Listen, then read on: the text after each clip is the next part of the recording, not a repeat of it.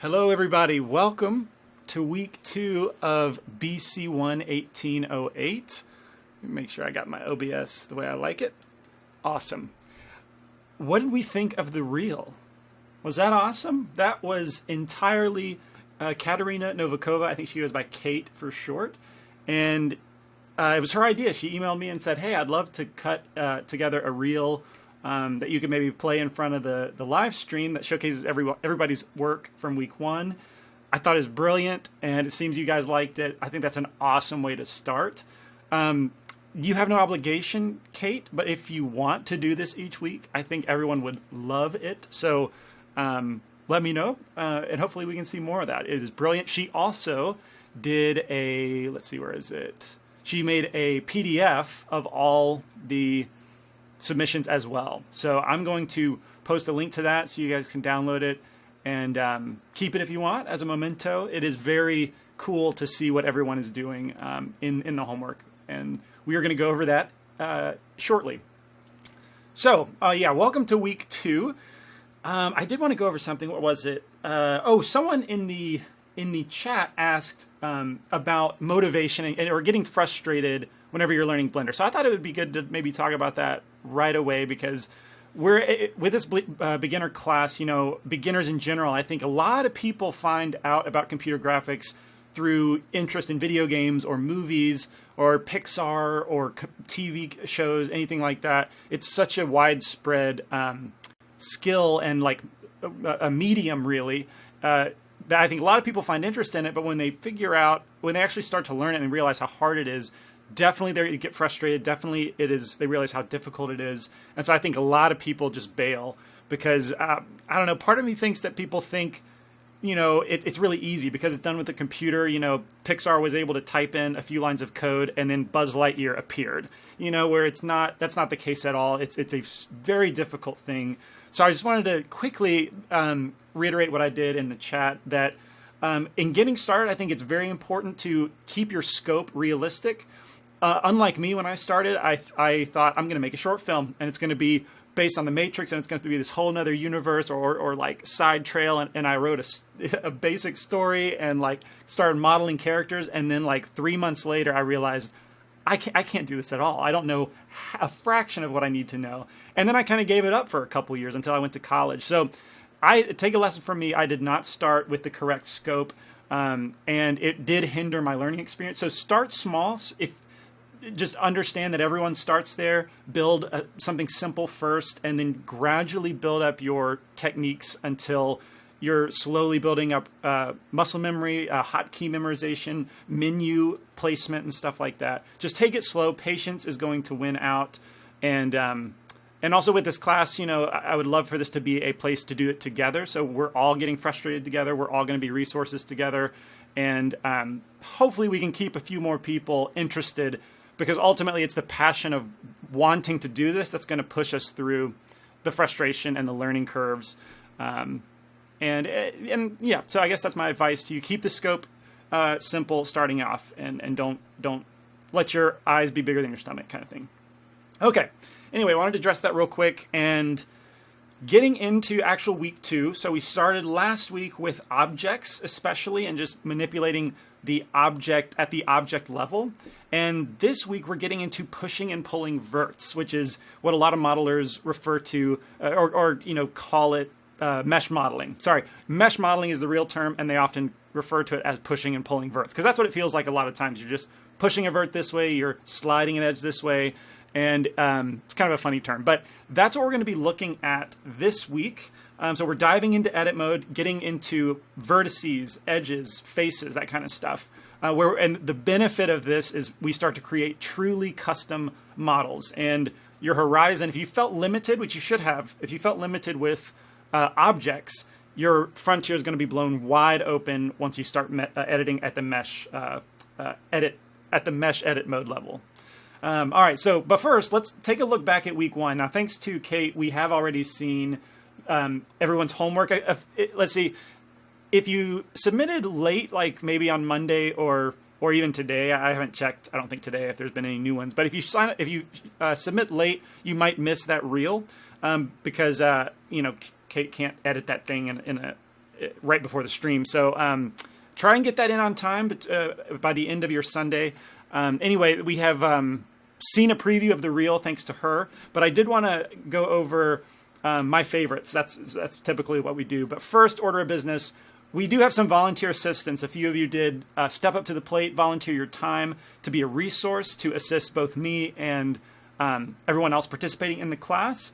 And so we've got Aaron Rutterham, or the Cabbage Detective, as he's known in the username context. We've got Silent Heart.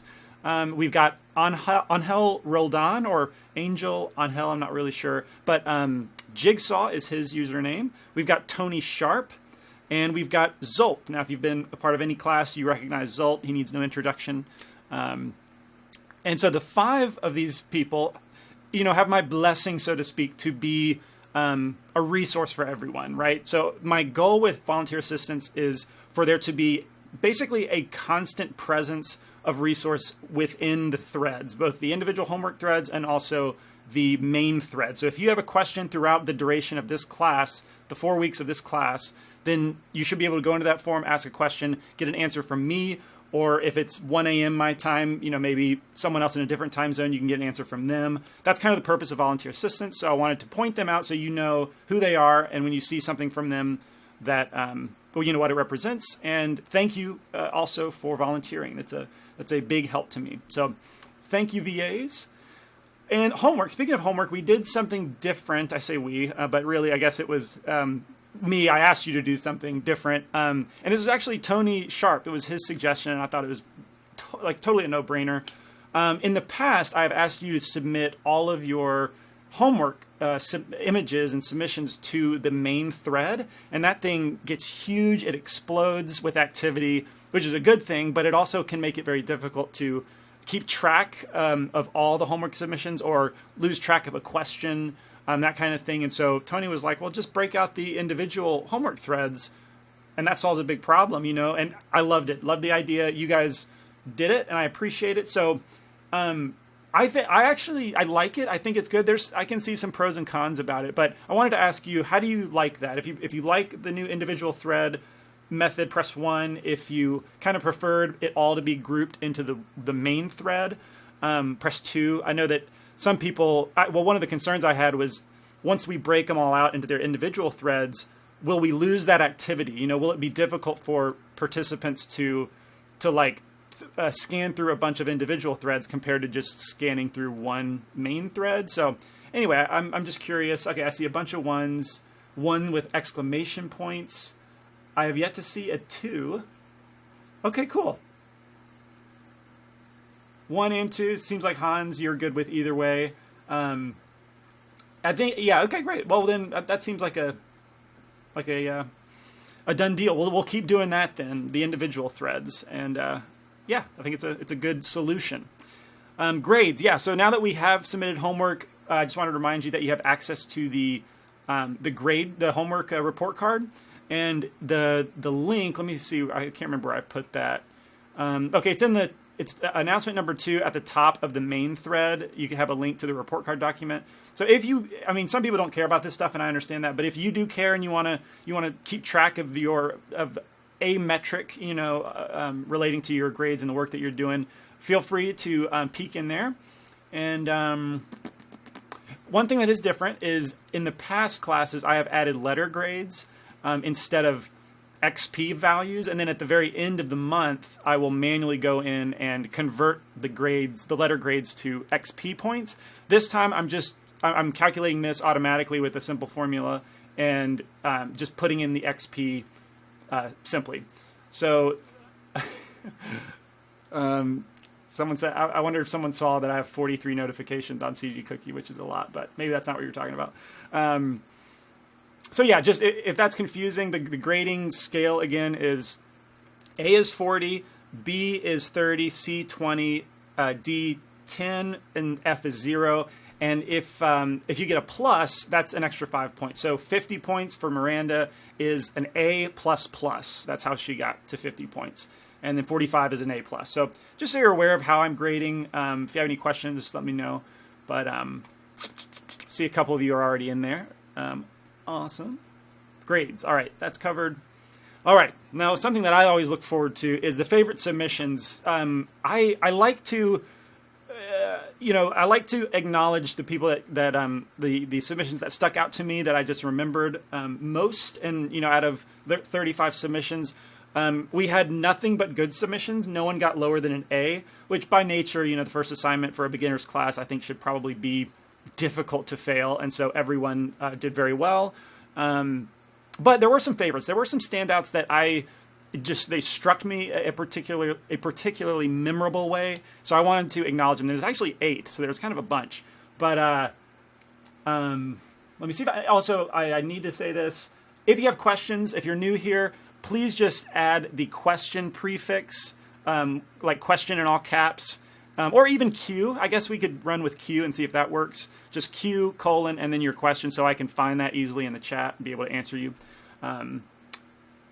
So favorite submissions. First, we've got Andres Altuve, your toy robot, which I think you're in the chat. And glad you're here to see this. But I loved your toy robot. As soon as I saw it, I was taken by the amount of detail and the fact that this did not read like a primitives exercise. It did not look like it was anything but the actual model. You know what I mean? You were very accurate to, I don't know if it was an image you were looking at or the actual toy robot, but I think most people can recognize this as like a 50s era sci-fi toy. And I think you said one of your goals was to use all the primitives for this, and I think you definitely accomplished that. It's just an excellent detail. I don't know if these are hinges on the legs. It kind of looks like a hinge. I don't know how that would work functionally, but it looks like you've even got these tiny little cylinders representing like the cylindrical part of the hinge. Anyway, you just crushed the detail. It's lovely. I really enjoyed how serious you were about the exercise. So great job. I think I missed a question real quick. Question from Colin Keller. Hello, I did this primitive exercise for the modeling bootcamp, but I didn't submit it by Sunday for this course. Can I still submit it? Sure. I'm not like a real stickler. The only problem is if 40 people start submitting late, like that's going to be difficult to keep track of. But I understand that, we're having people in here for the first time. And so it's fine if you still submit it. I will put it in the grades. I will definitely count those grades. And you don't have to redo the exercise. I will give you points for doing it otherwise. Unless you want to. That's always good too. Anything else? Cool. Jazz McDaniel's 80s boombox. I thought this was a brilliant subject to do for the primitives exercise. Both of these, actually, in fact, I thought were really clever. I mean, who doesn't recognize that 80s style boombox? Very geometrically shaped, massive speakers, and I mean, couldn't have been a better example to achieve with only primitive shapes. And it looks like you were thorough in the detail. I loved this one. Just great, clever example. So awesome job. We do have a few more. Yukino Hataki's Pokemon scene. Now this is a great scene in that you went above and beyond. You've got some materials, you've got some lighting, you've got several different geometry types, even characters that, being Pokemon, who doesn't have a soft spot for Pokemon. I like how you created the rocks in that you took several, looks like icospheres, low resolution icospheres, and crammed them together to create fairly believable, rock formation. So overall, it's a skillfully put together scene. But if you haven't looked at Yukino's thread, it had a ton of activity. Yukino was asking a bunch of questions, getting a bunch of answers. That this image to me represents the level of learning that took place in that thread. And I'm pretty sure you started out this class with no Blender experience. I don't think I'm wrong about that, but if that is the truth, like that's crazy what you were able to do in 1 week. That's nuts. So incredible job, Yukino. I love what this image represents and that level of learning. Miranda Van Elst's TIE Fighter. I had to open this file up. She did provide her .blend. I had to open it up because I was skeptical that these were just primitives. This looks like a legit model, mesh modeled and all the details that go into an actual TIE Fighter. I recommend you do the same thing. Open it up, take a peek around that scene. It is really, really well done. You took your time. You addressed all the details, and honestly, the render looks good, but doesn't do it justice. You need to like rotate this thing around in 3D space and take a look at it. It's just really nice work. Okay, Miranda, I see you're in here. Awesome. Great job. Let's see. The Jere Hapaharju, your warehouse racing. Another very clever idea. I love the level of action, the motion that is very tangible in this image. And you had another render from a different angle. But I love the idea, racing forklifts through a warehouse, wiping out in a collection of boxes. Love the idea. And if there's one thing that could take it a little bit further would be the EV's motion blur. So it has viewport motion blur. Maybe I suggest like trying that out, seeing if you can get that to work. And I think that it already looks like it's action packed, but that little bit of motion blur will take it over the edge, I think, and really sell the motion. But awesome job, great modeling. Like the forklift is plenty detailed, and it looks great. Awesome primitives exercise.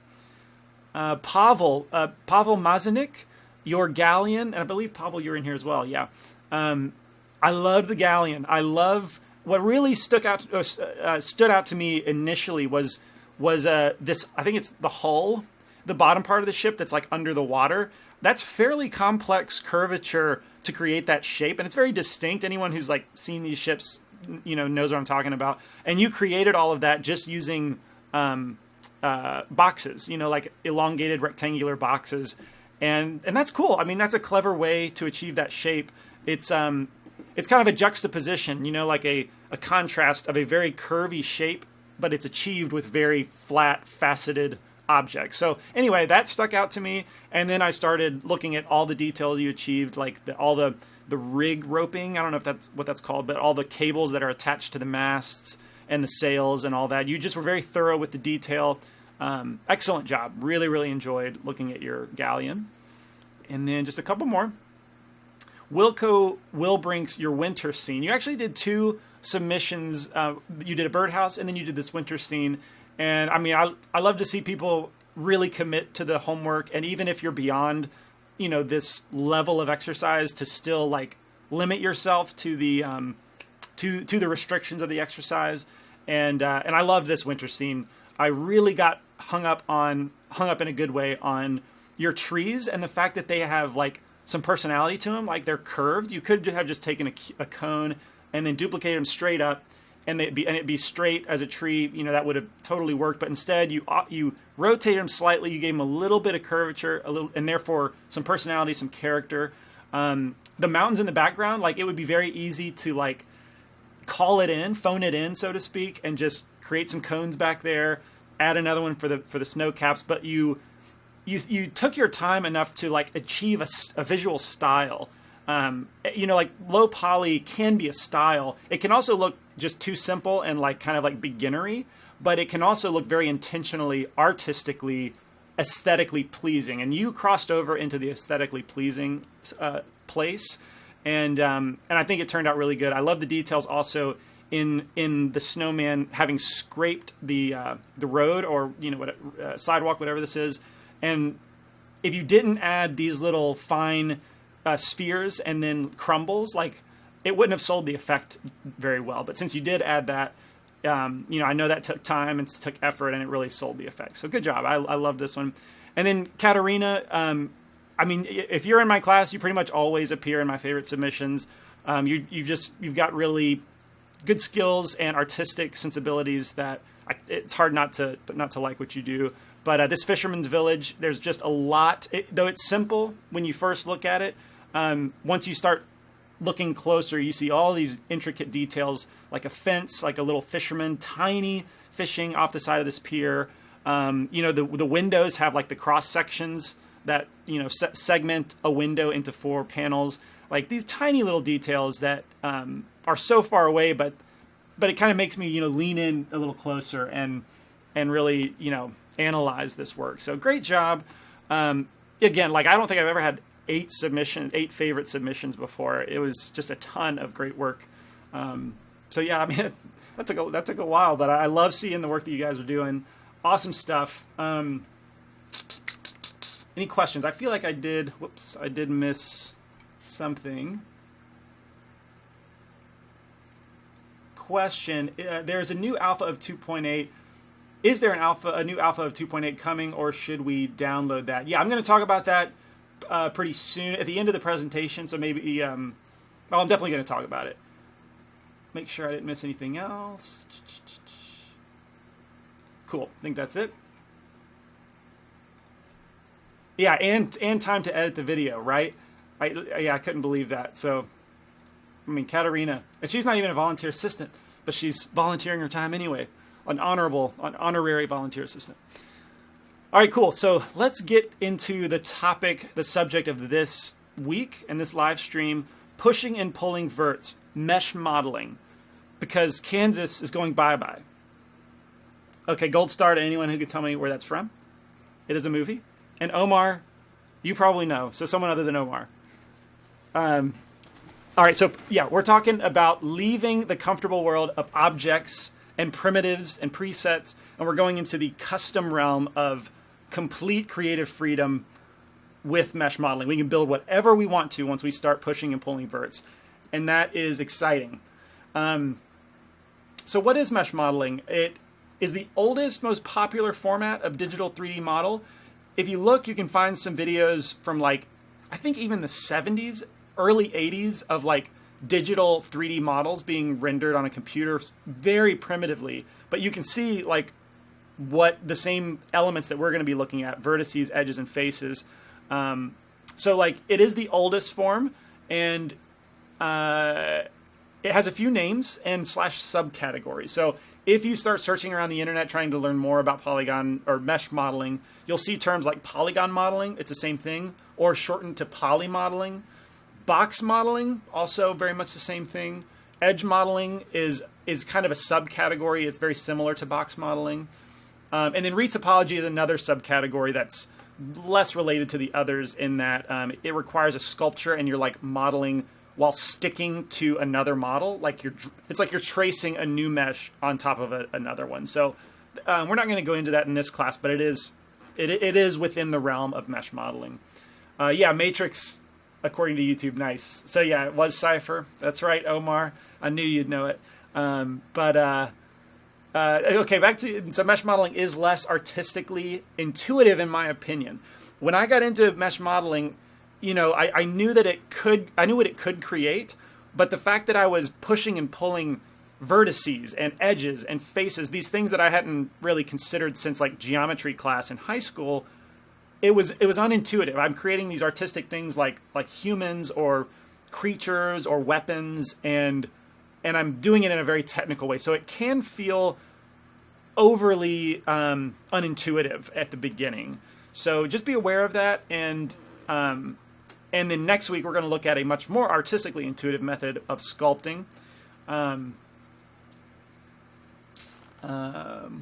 Let's see. Older than NURBS? Yes, I do believe there could be debate. I'm not a historian, so I mean, NURBS go back a ways. I know that, but I'm pretty certain that the very first form of like 3D generated computer graphics, even if it goes into the 60s, right? Like, because they were doing crazy stuff with computers, flying people to the moon, unless you believe they didn't really go. But they were doing crazy stuff with computers, and I'm pretty sure it was polygons, and NURBS came a little later. Still very old, but anyway, if anyone can look that up and tell us for sure, that would be pretty awesome.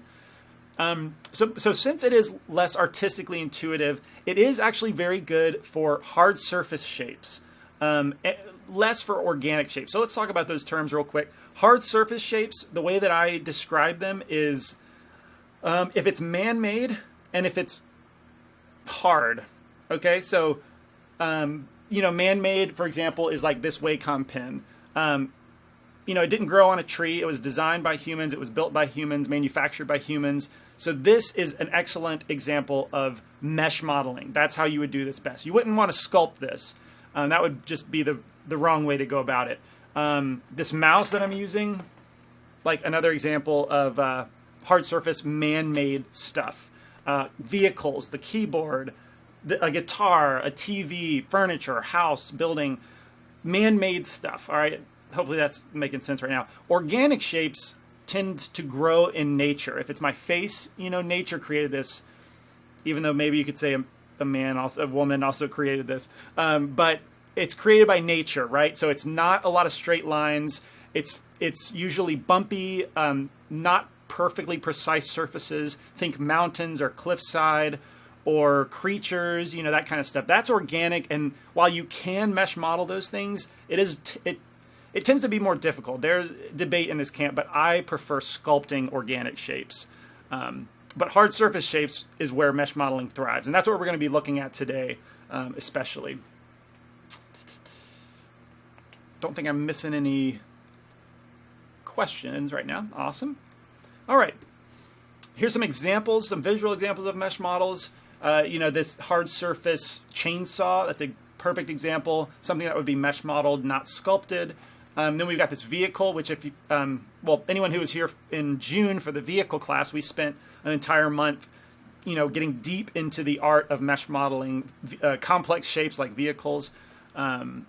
Again, not something you would typically sculpt from scratch, even though we tried concept sculpting the exterior. And then we've also got, here's an example of a creature that was sculpted and then retopologized. So you can see all the individual components of vertices, edges, faces. Very much a legitimate format for creating these organic shapes, but it's just not intuitive to start from a cube and get to this kind of creature. That's what I mean by less intuitive. Kent's face is bumpy. It is. Mesh components. All right, this maybe goes without saying. It's probably fairly common knowledge, but each mesh is broken down into only 3 categories of element, right, that makes up the mesh. The simplest form is a vertex. It's a single point in space. You've got edges, which is a straight line that connects 2 vertices. And then you've got a face, which is made up of at least 3 connected edges. Or it can be 4 edges, where you've got a triangle with 3. You've got a quad with 4. I think quadrilateral technically, but no one calls them that. Just a quad, and then anything above 4 sides is an ingon. And but those are all faces. We got edges and we got verts. So when you're modeling, you're going to be switching between those frequently. So it's going to be second nature to eventually to learn that that modification I want to make, that's best done with a vertex, or this edge slide, that's going to be done with edges, or face manipulation. Select a bunch of faces. It'll be second nature to understand which element you need to be working with. So you'll be very familiar with that. But it's really kind of simple. It's only three elements. I mean, we could be happy that it's not like 4, 5, 6, more than that.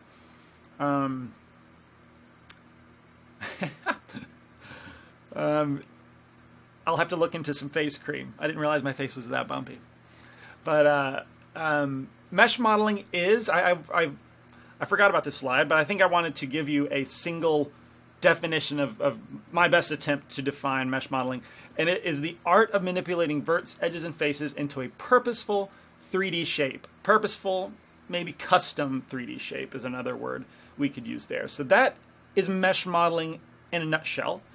And so, yeah, we're going to be talking about mesh modeling for half of the stream once we start demoing with Blender. Then the other half is going to be modifiers.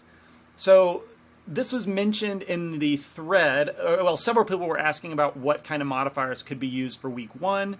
And so I needed to cover that. I needed to go over modifiers for week 2 to be able to answer some of those questions. But modifiers, according to the Blender manual, are automatic operations that affect an object in a non-destructive way. With modifiers, you can perform many effects automatically that would otherwise be too tedious to do manually and without affecting the base geometry of your object. I don't know how technical that struck you, but in a way you can sort of think of modifiers as like modeling macros or object macros, sort of. And macros being like a quick computerized automation of a task. And that's what modifiers are in a way. So they're very, very powerful. A lot of people swear by modifiers and kind of build their workflow around modifiers because they can do so much when used properly. But they offer procedural modeling and object manipulation. And procedural is kind of an important word where the computer is doing most of the work for you. It's like less human input for maximum computer output kind of a thing. So we can model procedurally. Certain things we can, it saves heaps of time because we can work that way. And I'm going to show you an example that illustrates this pretty well once we get into Blender. And then a non-destructive workflow. So when you build up something with modifiers, you can turn them off. You can stack them together and get all kinds of effects. But the important thing is, like, you're not, when you're mesh modeling and you like cut an edge, or pretty much do anything when you're mesh modeling, it's a destructive workflow. You're creating new shapes, but you're destroying what was there a second ago, kind of thing. Whereas modifiers are not necessarily destructive. They're unless you apply them. Let's see. Anything else I'm missing? Question: do other 3D programs have modifiers? Yes. The only I've used 3ds Max professionally, and that also is a heavy modifier-based program.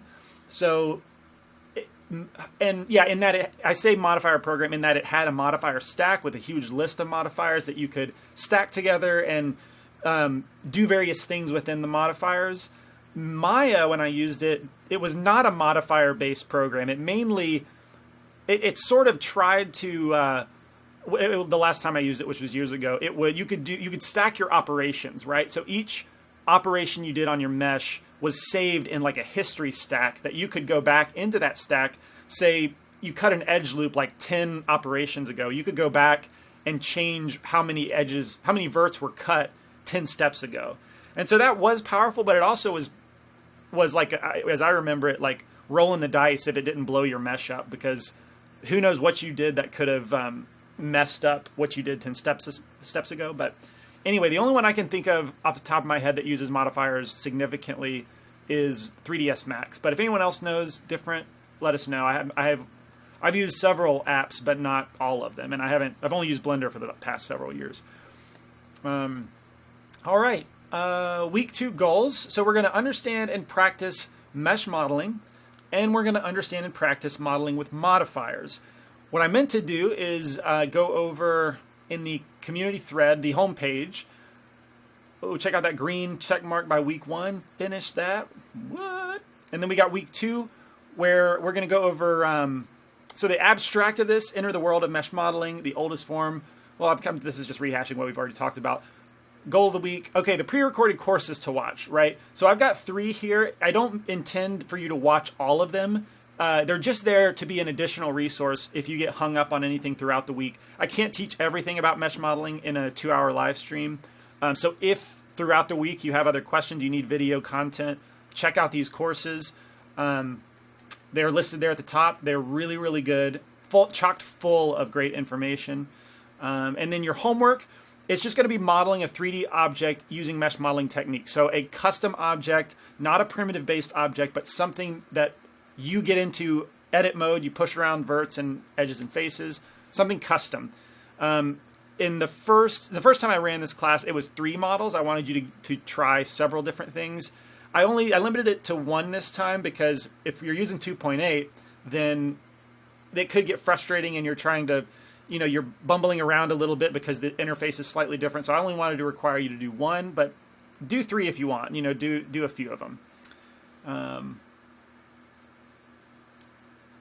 Let's see. Here's something I want to read.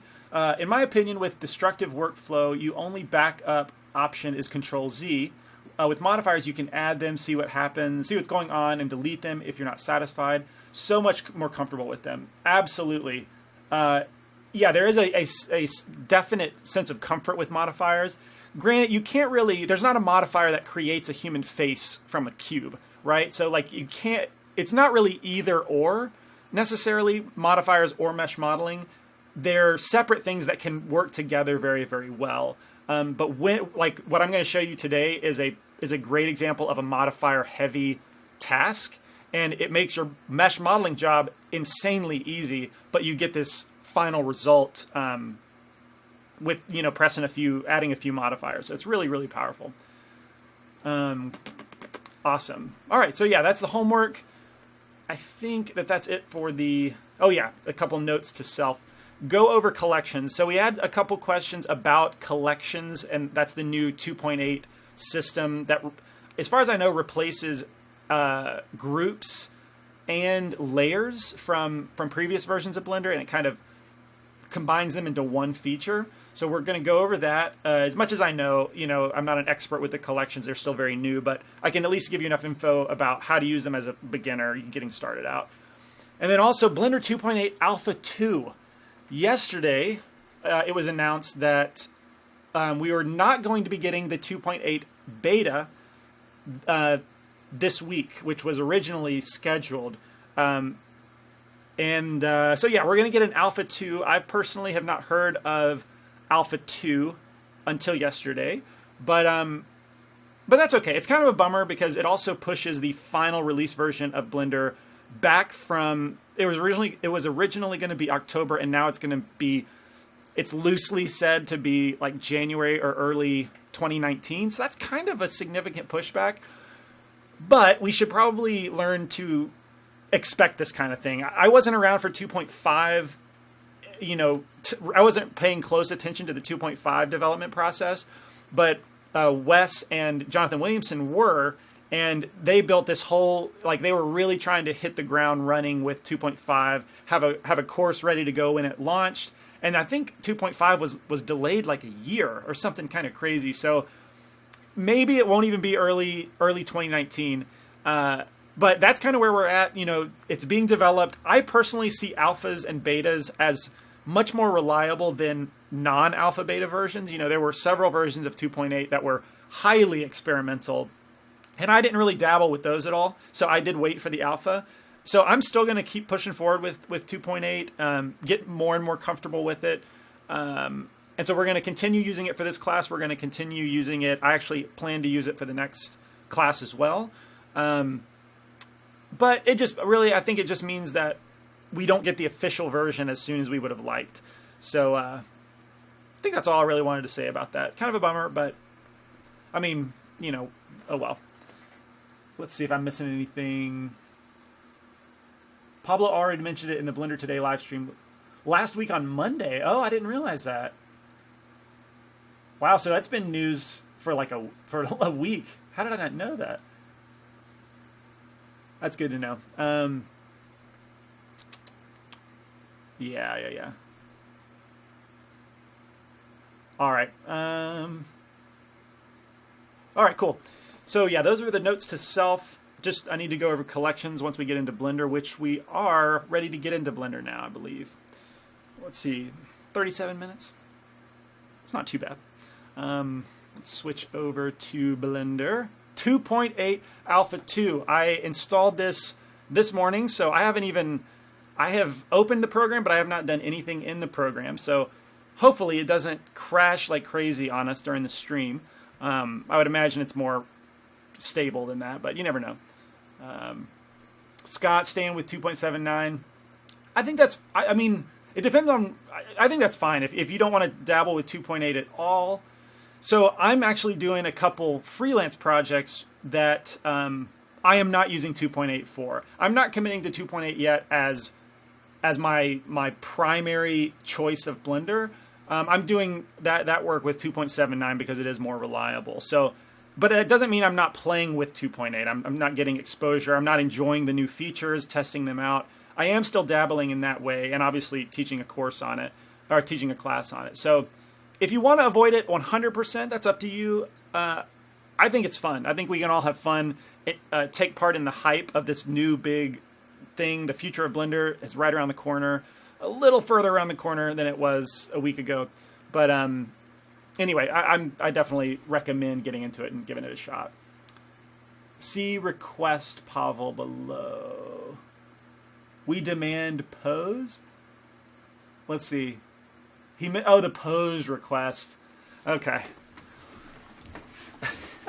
You guys, man. So this one was. Let's see. Yeah, this is about right.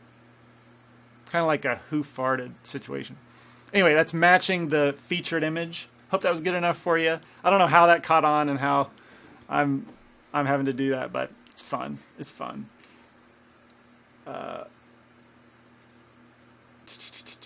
Cool. All right, so let's get into it. 2.8, we're talking about mesh modeling.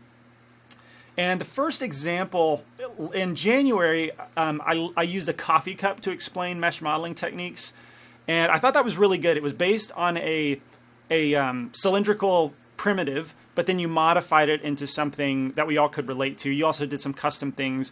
So I think we're going to go that route, or at least in concept, in concept, but it's going to be a pan, like a pan that you cook with, because it's still based on a cylinder, but we're going to add another handle that's slightly different. And I think that this is a good exercise if you want to follow along, or if you want to just do it on your own, like submit it as homework, but then also do another model, like that's great too. I would like you to try this model, but it's not the homework, so to speak. Just a simple model to get your feet wet. 2.8a has a cube. It does. It almost looks no different than the last version, the last alpha. All right, cool. So we're going to model a pan, and I'm going to try and take it slow and really break down exactly what I'm doing, choices I'm making, that kind of thing. I am going to remove the timeline, just gain a little bit more real estate. So if you don't know that, anywhere in the corner, is it every corner? Yeah, any corner of the Blender user interface of a panel, you can click and drag down or up to combine the workspaces. And I'm just going to remove the timeline so I can gain a little more space. Also, another thing that I've started doing, in case you want to do it as well, in the interface tab of the user preferences, which that is in the edit menu, user preferences, this line width, I've been setting it to thick because this is the default right here. I like it thick because I love being able to determine differences in panels at a glance. And so I've changed that to thick. I don't know if you like it, but I found it recently, thought it was pretty cool. So I like having a bit of a thicker black line around each panel. All right, let's start talking about this pan, which if you're experienced in here, you might be rolling your eyes, but I don't know. Try the pan. Give it a shot. See how good you really are. I'm going to delete the cube because we're not going to build a pan from a cube. Instead, we can have a much more intuitive primitive using the Shift-A hotkey, mesh, and I'm going to go with, we'll go with cylinder. All right, so with the cylinder, you get some options here, which sometimes I have hidden or minimized, sometimes I have maximized.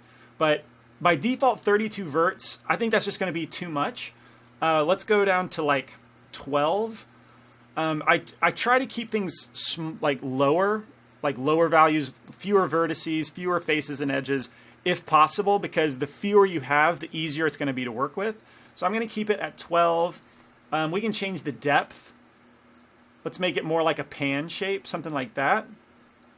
And then the cap fill, I'm going to change that to nothing because I'm going to fill that myself. I'll show you how to do that. You can choose triangle fan if you want. And let's see if I turn on my wireframe, you can see what the triangle fan does. The Ingon is just one big face, no edges in between, and then nothing. I tend to like that. I don't like starting with an Ingon, and I don't like starting with a triangle fan. Okay, that's all we really need in there. So we've got the start of this basic pan. I like it thick. All right, so we got, you guys are funny and distracting me. So I'm going to move my pan just above the grid. I tend to use the grid as a ground plane. So if I'm building a character, I set the feet on the grid just because I think that makes sense as a ground plane. It's kind of a pet peeve of mine whenever I see models like being bisected by the grid. So I like to move it above the grid plane. And all right, I just tabbed into edit mode. Big step for beginners, going into edit mode and exposing our verts and our faces and our other edges, those particular mesh elements. So we can do that with the tab hotkey. Pretty simple. It's classic Blender functionality. With 2.8, it is different how you switch between the mesh elements. So with 2.8 in general, there's like this push to kind of police the hotkeys. I think one of the biggest complaints about Blender in the past with people trying to learn it was it was so heavily focused on hotkeys that it was difficult to learn. Either it required you to memorize all these hotkeys in order to work well. Sometimes it was only a hotkey, like a tool could not be found without a hotkey kind of thing. So with 2.8, they're trying to police that and make things more accessible. And I think part of it is the mesh component switch is up at the top, and the hotkey is Control 1, 2, 3.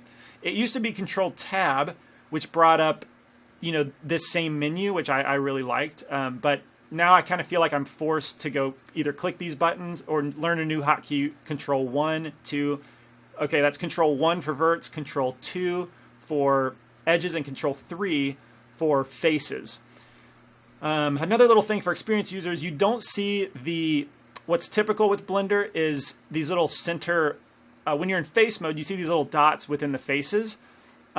Now you only see that in not wireframe, in the Z view. I guess it's not wireframe anymore, but when you hit Z, that changes it to a transparent version of the model, and that's when you see the face dots. You don't see it whenever you're in non-Z mode. I don't even know what that's called. It used to be wireframe, but now it's not wireframe anymore. But I don't know. I just don't like that in non-Z mode, you can't see a difference when you switch between edges and face mode. I don't like that lack of feedback personally, but anyway, I'm going to try not to critique it too much. I'm trying to tell you more experienced people like what to expect. This is going to be different. So so this is how you can switch between edges, vertices, and faces. For this pan, it makes sense with most pans that they taper at the bottom. So we can select all these vertices either one by one, or we can hold Alt, click on the edge essentially, and it will select all the vertices. You can also do this in edge mode.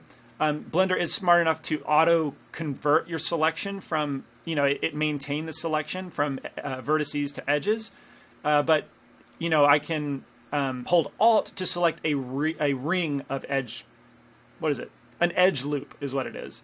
So that's how I'm selecting all of them at one time. With all of them selected, I can scale to taper that object, right? So instead of being straight up and down, we can scale, and now we've tapered our pan.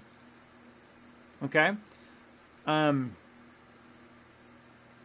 We've tapered our pan. Now to fill the bottom, we can extrude with the E hotkey, or let's see, I don't remember the last time I picked extrude from the menu. It's right here under Mesh, Extrude. Wait, Alt E? What is that? Alt E? Okay, so hitting Alt E gives you some options, extrude edges or extrude vertices. That's kind of nice. I'm just going to hit E because that's what I'm after. What that does is it extrudes your selection and connects that new extrusion with additional faces, right? So you can. What I did right there is I right-clicked. Let me try that again. Start over. So I've got this selection. I want to E-extrude, but I don't want to move them from their starting place right now.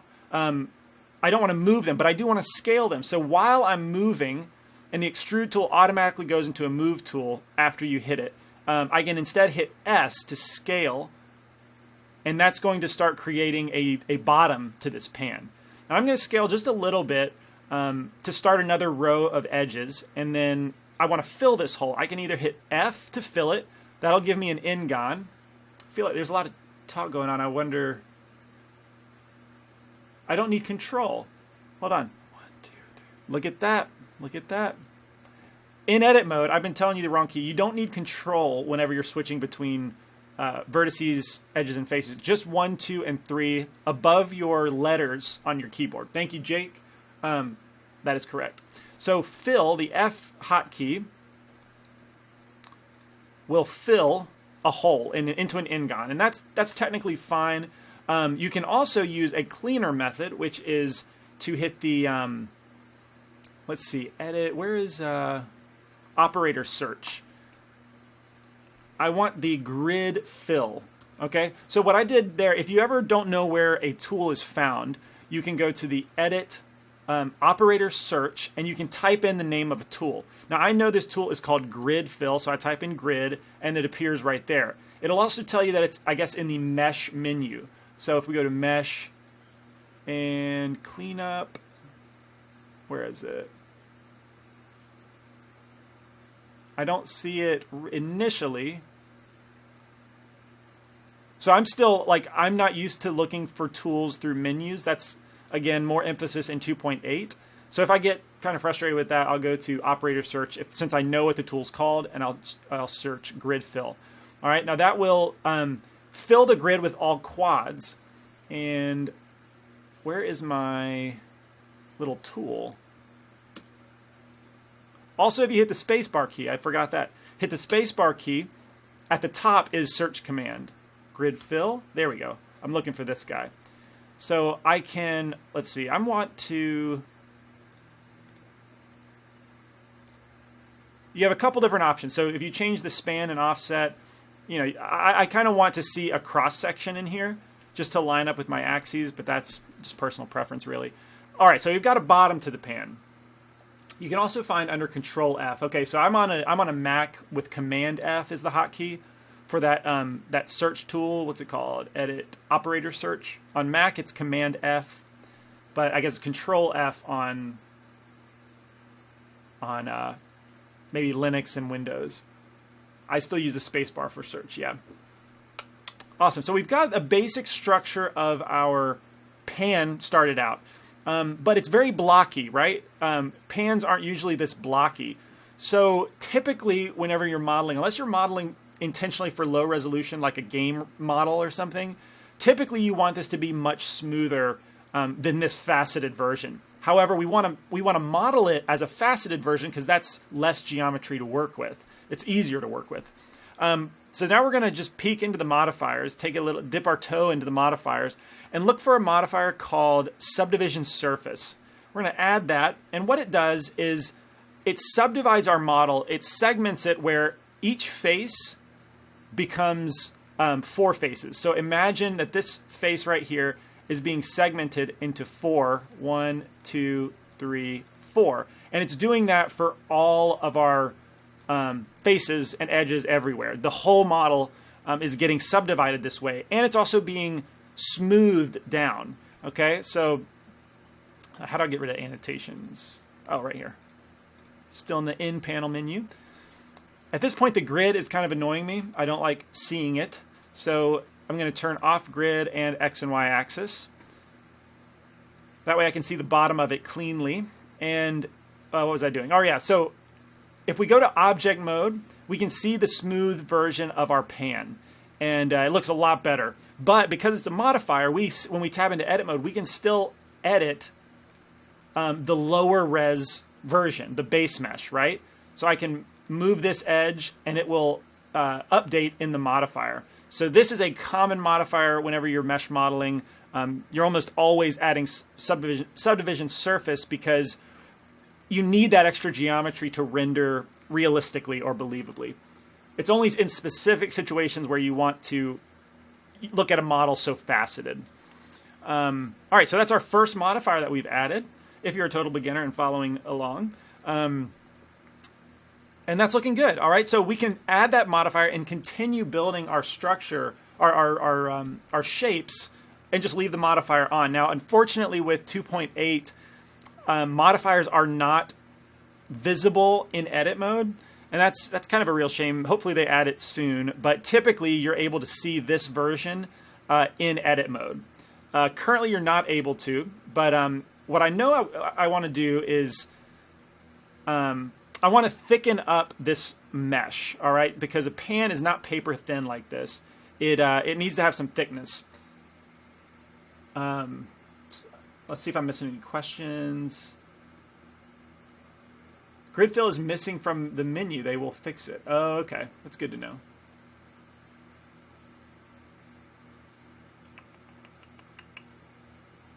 I don't think I'm missing any questions.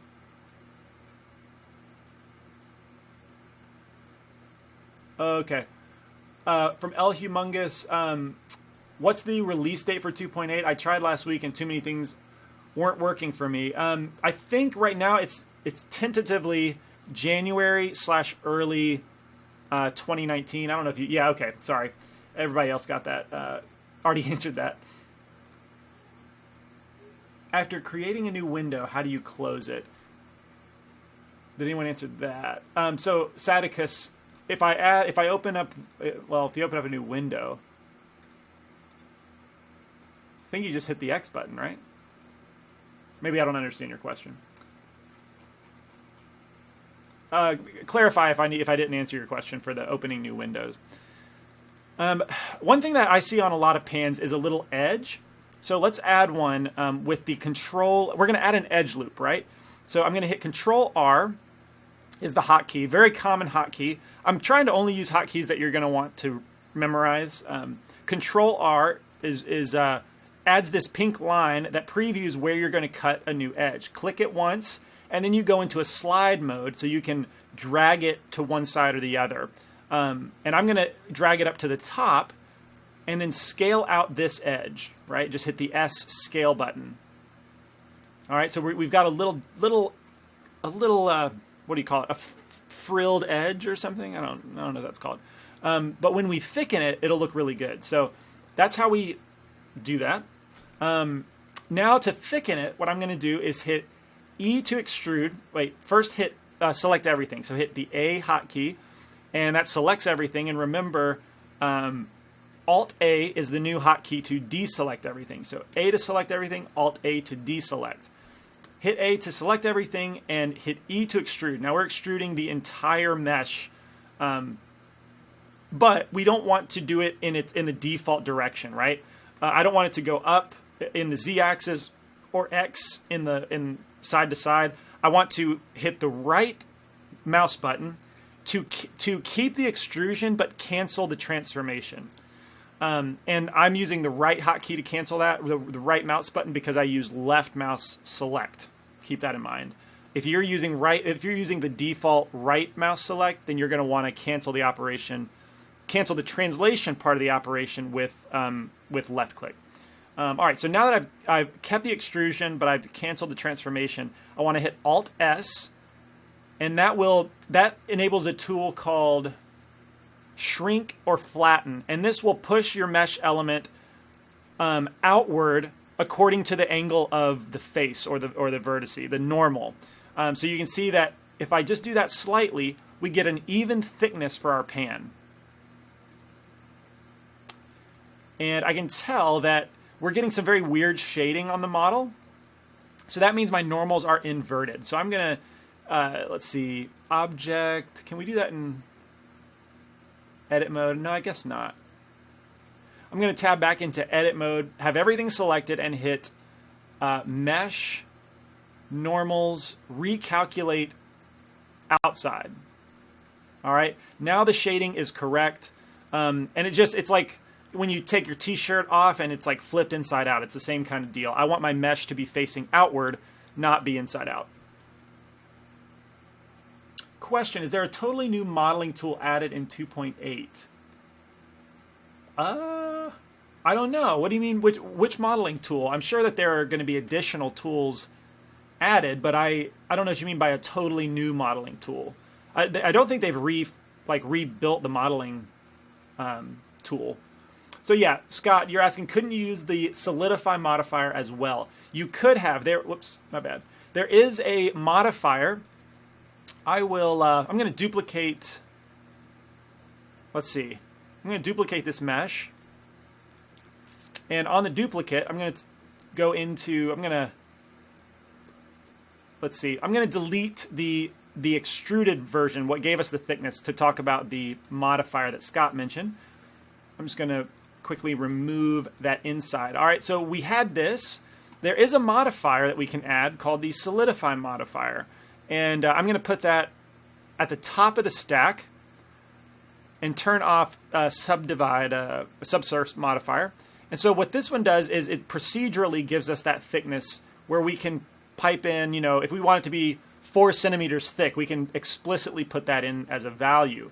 And this is nice, but you could have done that. I just find it to be quicker because I'm going to need to model the handle onto this object, and I don't want to maintain the solidify modifier. So you can either do it the modifier way, and then maybe apply it, and then we'll be in the same spot. Like they're both kind of in the same spot right now. But applying it does make it destructive. I just prefer, in this case, to extrude the face quickly in edit mode and keep it all contained there.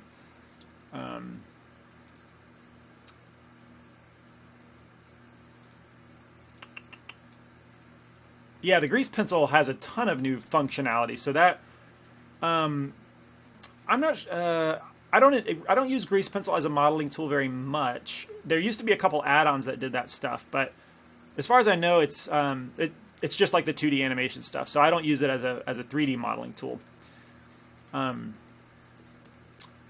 Where are we at with the pan? I think we're looking pretty good on this object. Even though it is smoothed, so we have the subsurf modifier enabled and it's much smoother, we can, of course, crank that up. So the higher value we have, the more subdivisions, the smoother it's going to look. We can turn off wireframe for now. So at this point, it looks really, really smooth, and we can tell, maybe if we change to a matte cap. This has been one of my favorite matte caps lately. I've done a lot of metal stuff. So we can see the shape a little more clearly, and that's in the shading matte cap, and you get several options in here that are really fun to play with. But even though we're subdividing, we still get the faceted look, right? And we can go really, really high, and the higher we go, this faceting starts to disappear. But we don't. It's a waste of geometry, a waste of computer resources to be this high in subdivision count. Typically, you see a level of 2. And so we still have faceting, but we want to get rid of the faceting. Let's go to Object and choose Shade Smooth. All right, that's going to keep the same amount of geometry, but it's going to make the normals read as smooth.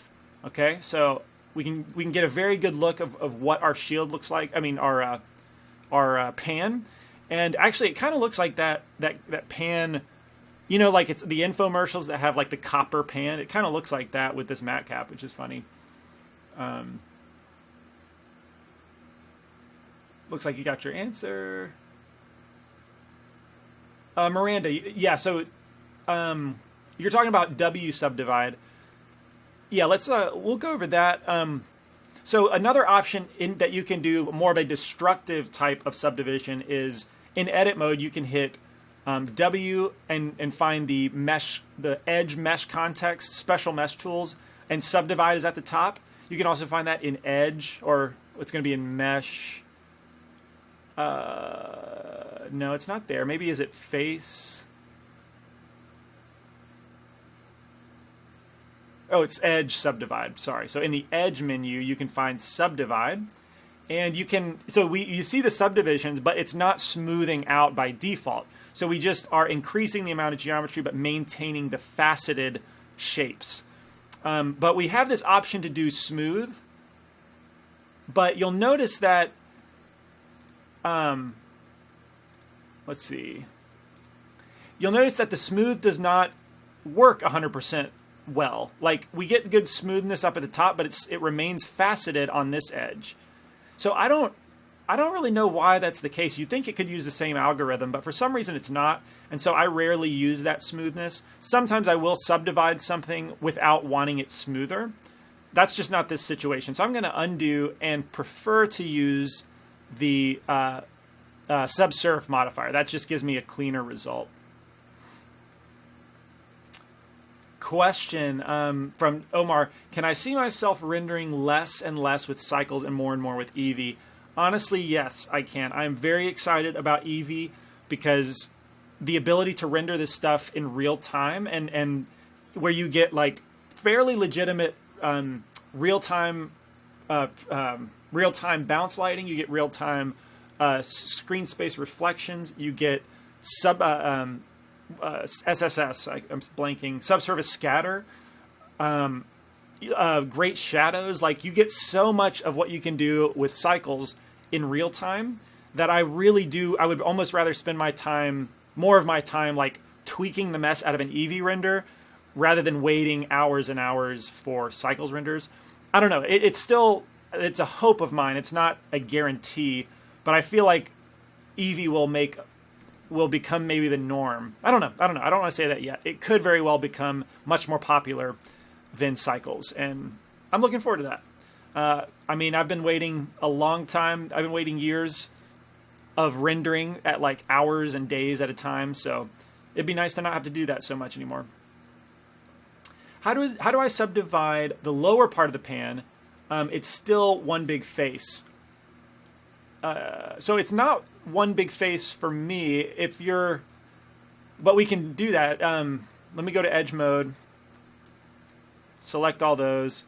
By the way, that was circle select. So if you hit C, that brings up basically a brush, and wherever you click and drag, you're painting your selection. So I can hit Control X, and you've got an ingon, right? But if I don't want that ingon, I would prefer to use I would delete that face and instead use grid fill, right? So hit the space bar, go to search command, type in grid, and that will generate a much cleaner mesh. I think Look Dev, does that help answer your question as far as like how to get rid of the ingon and get cleaner geometry? And you do have options down here. I prefer, I think, this option. Yeah. So yeah, that's how I kind of solve that issue. Question, does Eevee take up more CPU space? I don't know. I haven't extensively tested Eevee versus cycles, but Eevee works fairly well, really well on my machine, and my machine's 5 years old. So no, I don't think Eevee takes up a considerable more amount of computer resources. So what is SSS? I think we got, yeah, it's subsurface scattering. It's basically a complex form of translucency. You know, like if you take a flashlight, put it up to your skin, it'll glow orange, like through your hand. That's subsurface scattering. It's where the light goes in and scatters and like goes into your hand, kind of thing.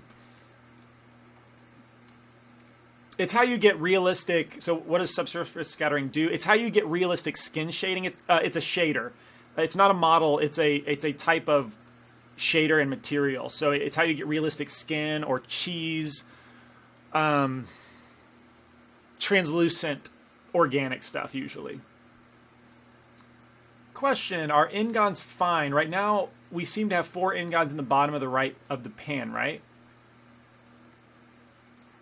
No, right now we don't have any ingons. Everything's quads right now, including down here. So, but your question, are ingons okay? I have a hard time answering that question. Yes, ingons can be fine, depending on the situation, but I think the better principle for learning mesh modeling is to get in the habit of using quads, right? So build your models with quads. That is generally accepted as the cleanest type of modeling. Ingons can produce problems, and you need to be well versed in ingons in order to understand how to use them and when to avoid them. Personally, I rarely use ingons, and bank on just, you know, keeping everything quads.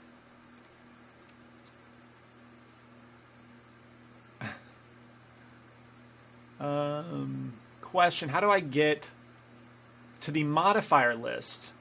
Right, okay, so if you have an object selected, that's important. You need to have an object selected and active in order for the context of your preference panel to pick up the modifier. So if you have a mesh modifier, click on it, and then you'll see this wrench icon, and that's where the modifiers live in that, and then in that add modifier button, that's where they live.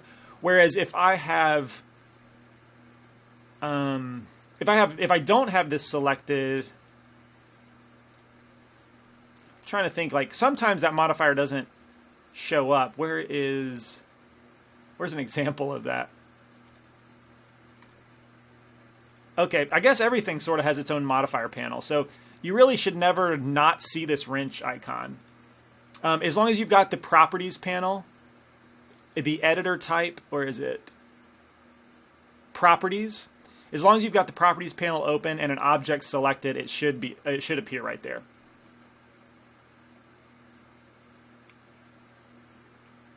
How do you subdivide in edit mode?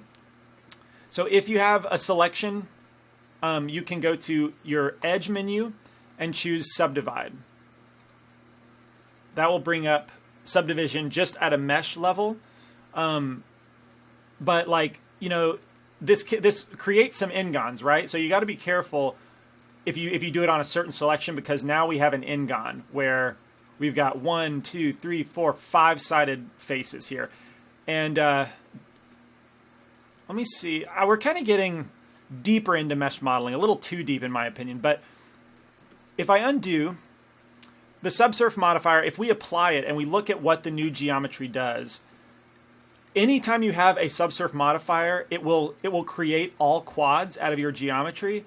But we get number one, we get too much geometry on the bottom for a flat surface, and it's funky geometry. Like we have a lot of star junctions, right? Star junction there, star junction, which is where we have 1, 2, 3, 4, 5 sides or more.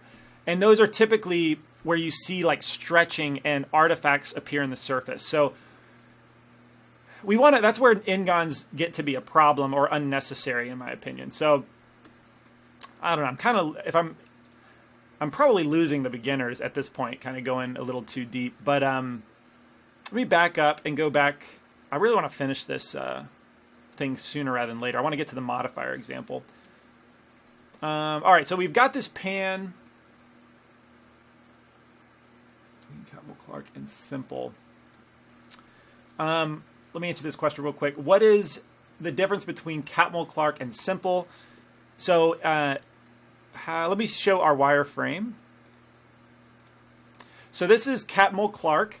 By the way, that's Ed Catmull, who is like one of the presidents or something of Pixar. So it's kind of cool that his technology is in Blender. So that is what Catmull Clark looks like. Simple is just subdividing and keeping all the facets the same, right? So you get a very clunky mesh. Catmull Clark actually does the iteration and smooths out the model.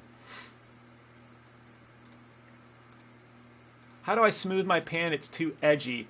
So you're going to do that with the subsurf modifier, right? You got to add modifier, subdivision surface, and then increase your view subdivisions. I assume you're talking about like with that turned off, you know, it's very, very edgy right now. But that's just the base mesh. When we add the subsurf, it turns out to be much smoother. All right, cool. So from this point, now that we've got it smooth, let's get back into, I want to create the handle, which I'm just going to point that out into the X direction. So I'm looking up here and I want to extrude a handle out this way into a handle, you know, something like this to complete the pan. And so I can do that a couple ways. I'm just going to tab into edit mode. I'm going to select the face. I want to select a face that's well, I guess that's not going to happen. I'm just going to extrude this face. Actually, Shift D to duplicate the face first. All right, so Shift D will duplicate the face, and now we're just moving that off in space. I right-click to cancel the transformation, but I keep the individual face. I'm going to hit E to extrude. Let's try that again. E to extrude, and this time I will just push it out like this. And now I've got my own little separate piece of geometry within the main model, okay? And so I can edit this by itself, which is very handy. And it's a handle, so haha. But I want to modify this, and I'm going to use the slide edge tool. So I select my face, and I hit G twice, and I'm starting to slide my edge up and down, all right? And this is just going to create a face. I want to maybe make this thinner.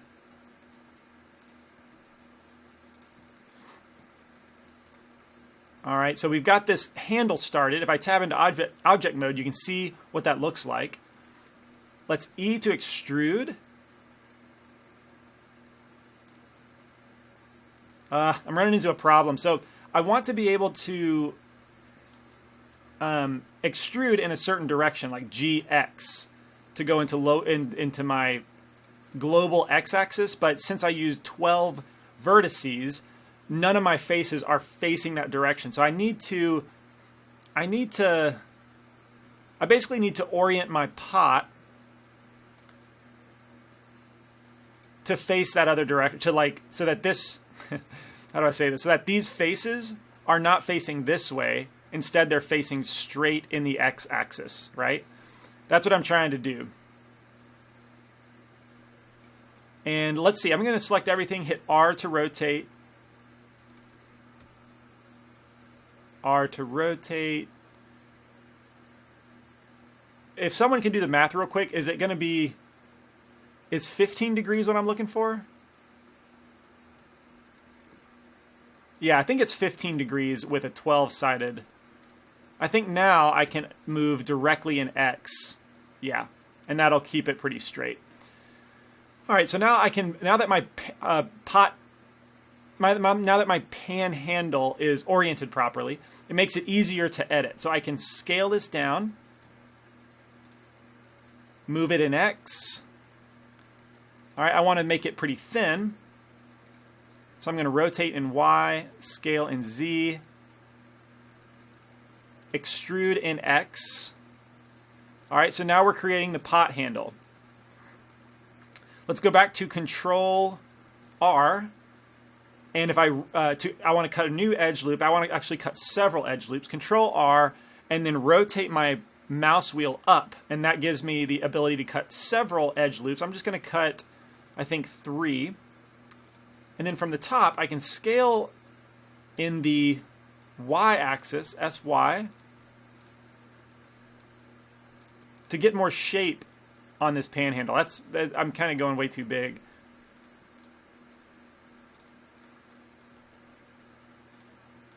All right, so we're approximating the thickness, and then when I tab into object mode, the smoothness of the subsurf will give us a smooth final result.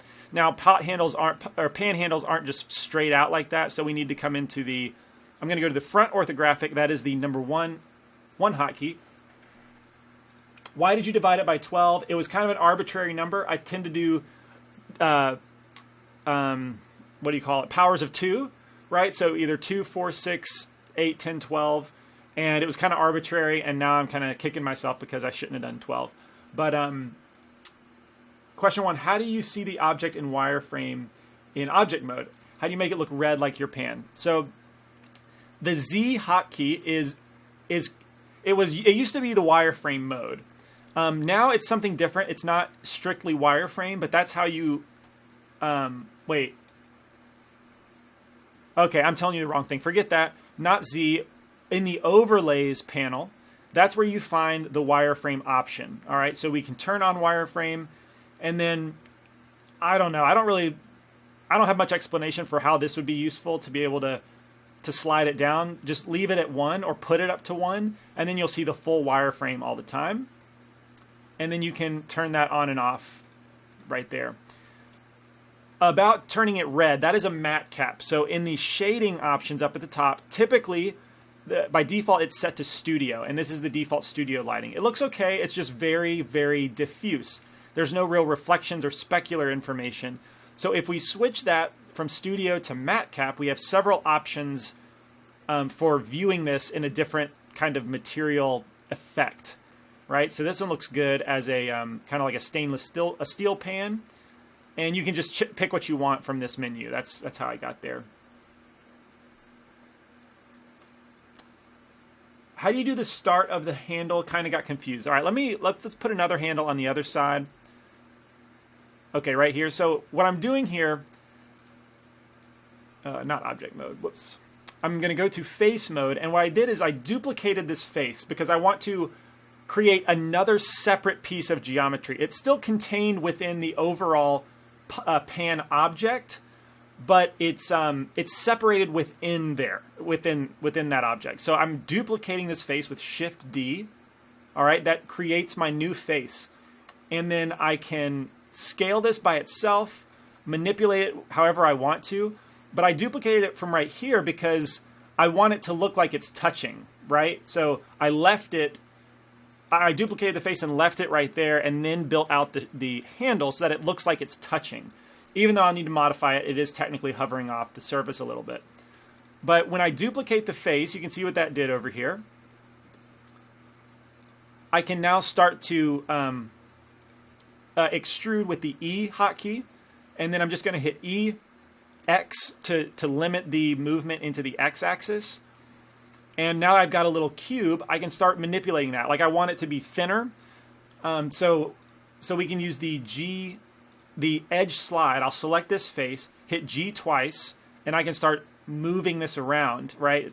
Not really moving it, I'm sliding it up in this, limited in this axis. All right, you can do the same thing on the side, hitting G twice. And then now that we've got a thinner piece of geometry, we can start extruding, again, limiting to X because that's the direction we want to go. Start limiting, start shaping it more. I hope that answered your question for how to get the handle started.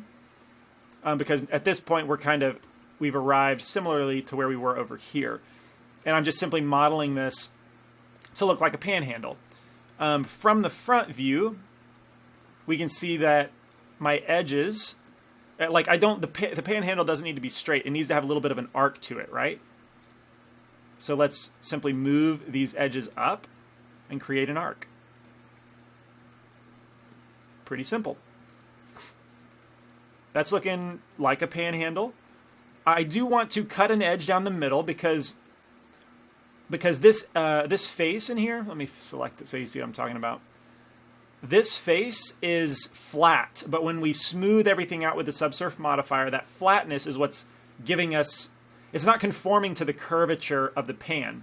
So we need to add some geometry to force that curvature. So I'm going to cut the edge with Control R, select these two faces on the side, and then hit GY or GX and move them into a curved form. All right, now it looks like it's touching the pan appropriately.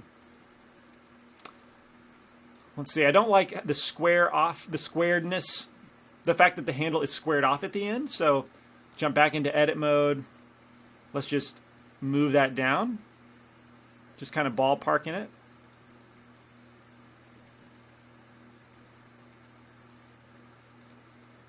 All right, there we go. Now it's more curved. All right, it's looking pretty good, looking like a pot, looking like a pan. Now, a lot of pans have a hole in the end because, you know, it hangs on a hook or something. Let's tab back into edit mode and let's create that. I'm going to go to face mode. Now, I want the hole to cut from the, well, this is actually a good opportunity maybe to introduce more modifiers. So if I want to cut a hole there, I can do it in edit mode, and I'll show you that way too. I do want to make sure I have time to talk about the modifier example. Question, in the future, will we ever get classes for other areas in CG like animation? Absolutely. Yeah, so I'm chomping at the bit to get Wayne, our animation guy, to do a class, and he really wants to do it, but their internet, like Aaron said, their internet is terrible, and he can't stream currently. So once the government over there is currently updating the internet for Sydney, I guess the whole country, and we're waiting for that to happen before we can really take advantage. But I mean, in October, I am going to be teaching shading and lighting, so it's not going to be modeling. It's going to be a different subject, but it's still me. Question. The pan is now subdivided. How do I get the big faces to extrude? How do I get the big faces to extrude one of them? I didn't understand the question. How do I get the big faces to extrude one of them? So when you extrude, it's pretty straightforward that you select a face, hit E to extrude, and it starts to extrude. So I don't quite understand. If you can help, look, Deb, if you can help clarify a little bit what you mean. question, is there some empty space in the smooth model between the handle and the pan? Are we going to address this later? So I did just address it, but there might be a little bit of space. Let's see. In object mode, yeah, there is a little bit of space. So what we can do is, let's just select this whole thing and move it forward. I mean, move it in X. Typically, I mean, usually with Blender, you could do this in edit mode and see the smooth version, but with 2.8, we can't quite do that. So I'm doing it one little step at a time, doing it in edit mode, then tabbing back to object mode. All right, at this point, there is no gap. We are definitely, you can see on the inside of the pan, we are definitely intersecting and touching that pan. However, it's touching more up top than it is at the bottom, so we can just move the bottom closer than the top. There we go. Now it's for sure touching the appropriate amount. All right, yeah, so we're talking about cutting a hole in this handle. We can do this in edit mode, and I'm going to show you that, but we can also do it with a Boolean modifier. So what a Boolean modifier is it's just a math operation. You can take one object and the volume of that object and subtract it from another object. So let's take, for example, another cylinder, okay? This one, though, I'm going to make it pretty smooth. So several vertices, let's just crank it up to 28 or so. The radius I can make much smaller, something like this. And then the top and bottom, I'm going to add an n-gon, all right? And then I can move that into position, essentially to like punch a hole out of this handle.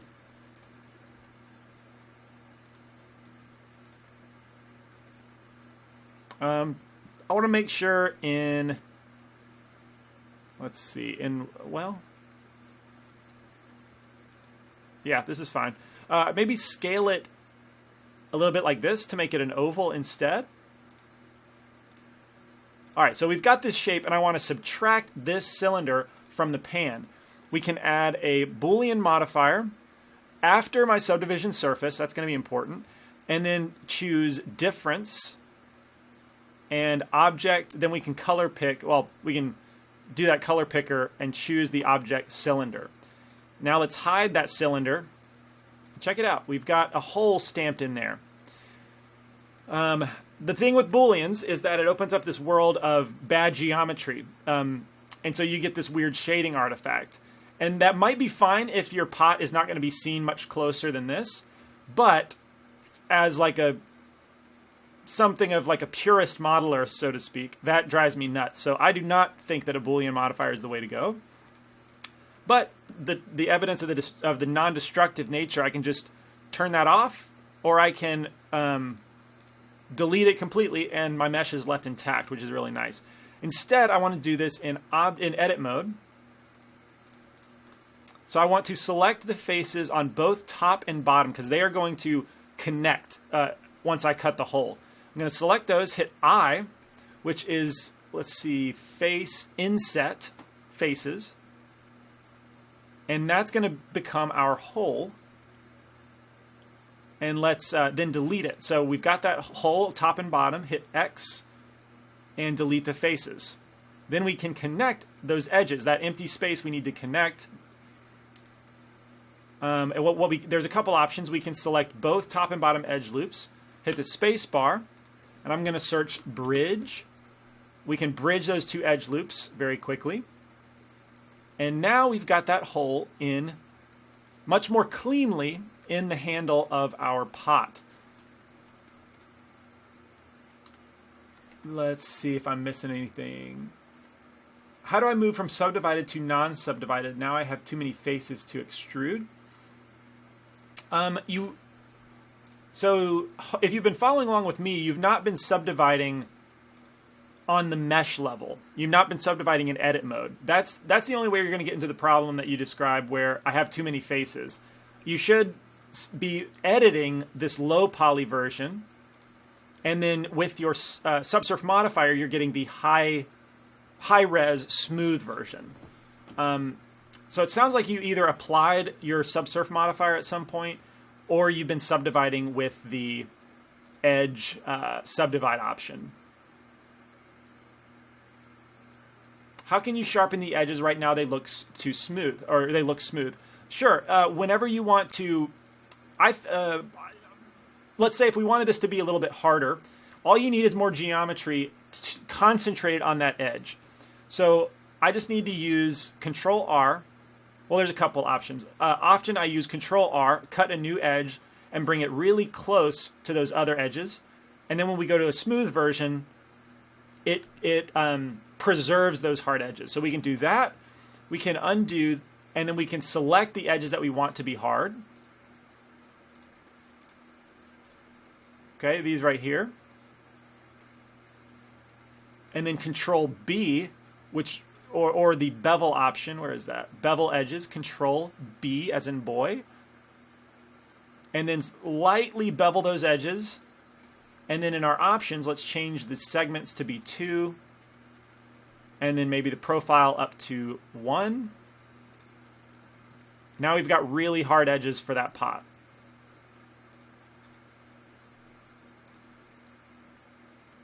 So yeah, those are called holding edges or support edges. Yeah, I don't know if there's anything else called that, but that's a very common thing whenever you're modeling what's called modeling for smooth. You're modeling on a low poly mesh, but fully intending it to be subsurf smooth. It's very common to cut a lot of holding edges like this. Is there an option to disable selection to visible so that I can select vertices through the object? Neither enabling X-ray nor wireframe. Did they remove that? They significantly changed wireframe view. So if I hit Z, which is traditionally wireframe view, it now goes to this transparent version. And in edit mode, that is how you're supposed to be able to select verts. Like well, actually. Wait, you bring up a good point. Like, I can't seem to select the bottom verts, even in Z. What's going on? Wow, that's really weird. I'm in Z.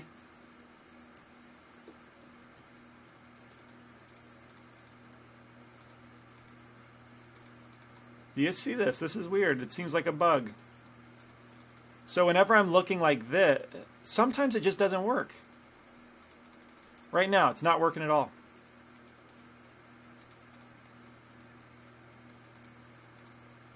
It seems to work sometimes, other times it doesn't. But I think conceptually you're supposed to be able to still hit Z and select verts on the underside or on the opposite side.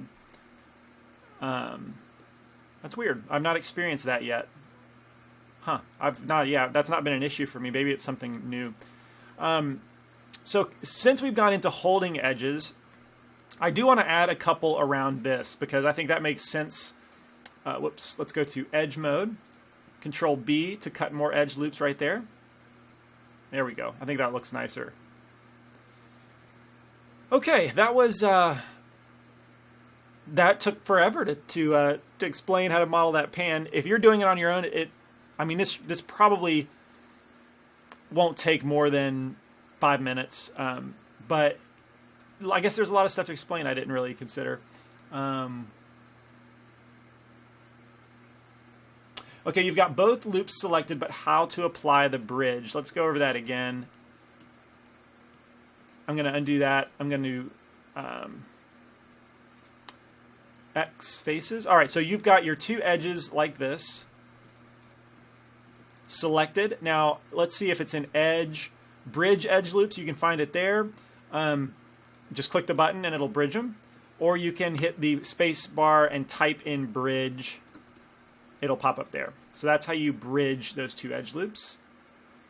Set X-ray to 0 in the shading settings to get a wireframe-like view. Really?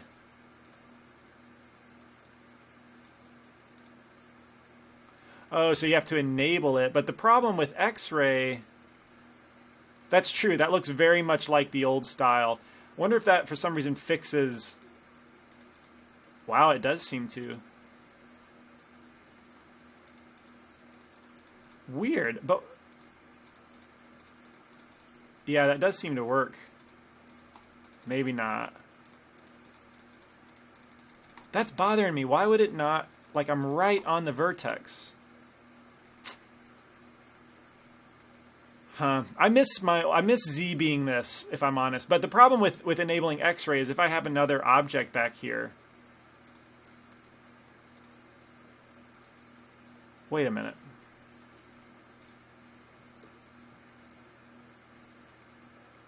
Yeah, I'm just sort of playing around with what you said about the X-ray. Like, what is this? Like, what am I looking at now? In edit mode, that's great. Yeah, I prefer that old style. But, like, I don't know what this is. It's kind of annoying to have to turn that off. Yeah. I don't know. That's one of the more... That's one of the things I don't love about 2.8 is the wireframe kind of missing.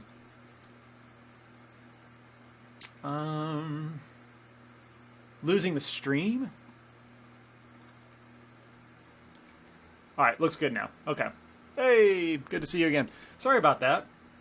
That was quite the hiccup. Thanks for sticking around and not bailing. All right, so what... It looks okay now. Can you go over the shading settings like the look dev mode and such? The big thing that I want to go over is like the modifiers. I'm gonna resend the question. Yeah, that would be helpful. Sorry, I lost track of the chat. If you had questions that you asked, please re-ask them. Yeah, it says we have like 5 people watching, but I don't know if we lost that many. But oh well. Let's go back to Blender. Oh, yeah, I guess I should start recording again. Well, at this point, it's messed up. I'm just going to have to download straight from YouTube. And it'll just take a little bit longer for me to get all that worked out and actually upload it for you guys to watch the archive. But I won't risk it with recording and I'll get it. I'll figure that out later. The modifier demo. Yeah, so that's what I wanted to do. I think it's a fun one. But like the shading systems, I haven't gone over too much other than like, everything you really kind of need is in this shading dropdown, where you can, play around with different studio lighting. It's all kind of intuitive. So I would recommend, if you are interested in the shading, and it is very interesting, it's a lot of fun to play with, look under this view, these shading options, and you can find pretty much everything that you need. All right, yeah. So I want to go over that modifier example, and then we can call it a class. United we stand. I appreciate you guys. Question, is there a way to model with knowing how long the object is in X or Y and how high it is? Yes. So if you open up your in panel, which is your view properties panel, it's the in as in nighttime or neighbor. It's the in hotkey. And if you look under the location, rotation, scale, dimensions, right? So right here will tell you that in the x-axis it is 3.62 meters. So it's a massive frying pan, and it's 2 meters in the y-axis, 2 meters wide, and then z it's 35.7 centimeters tall. So if I wanted this to be actual size, what is a meter? What is a meter? Sorry. Let's see, inches to meters. I think a pan is what, like, let's say 10 inches. So 0.25 meters. If I want this to be actual size, I'm going to hit S, and I'm going to watch the dimensions, S, until I see 0.25. Let's see.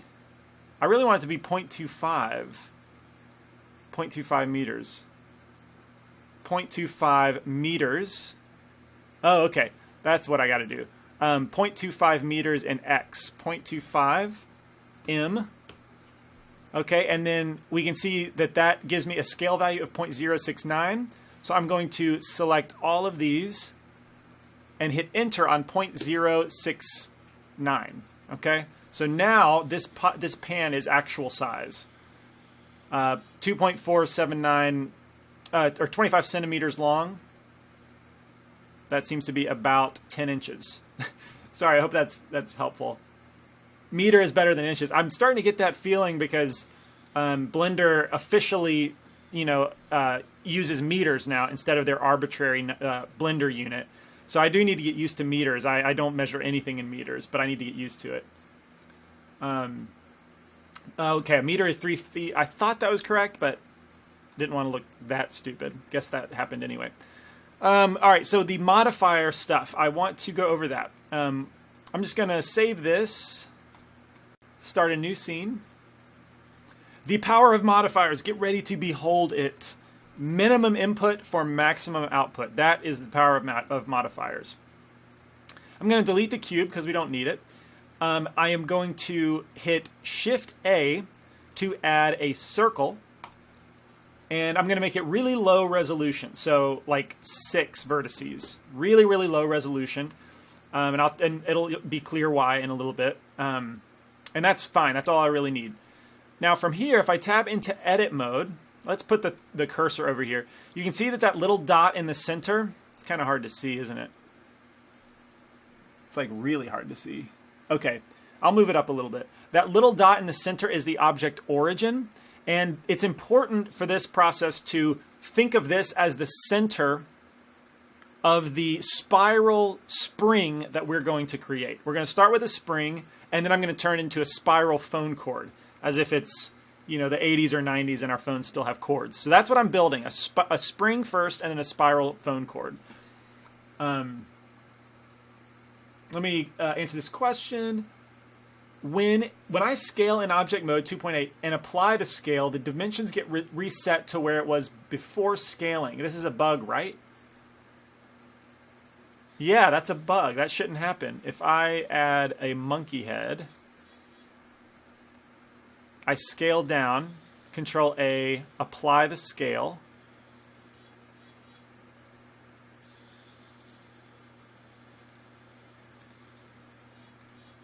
That's weird. So, yeah, there was a bug. Let me undo that.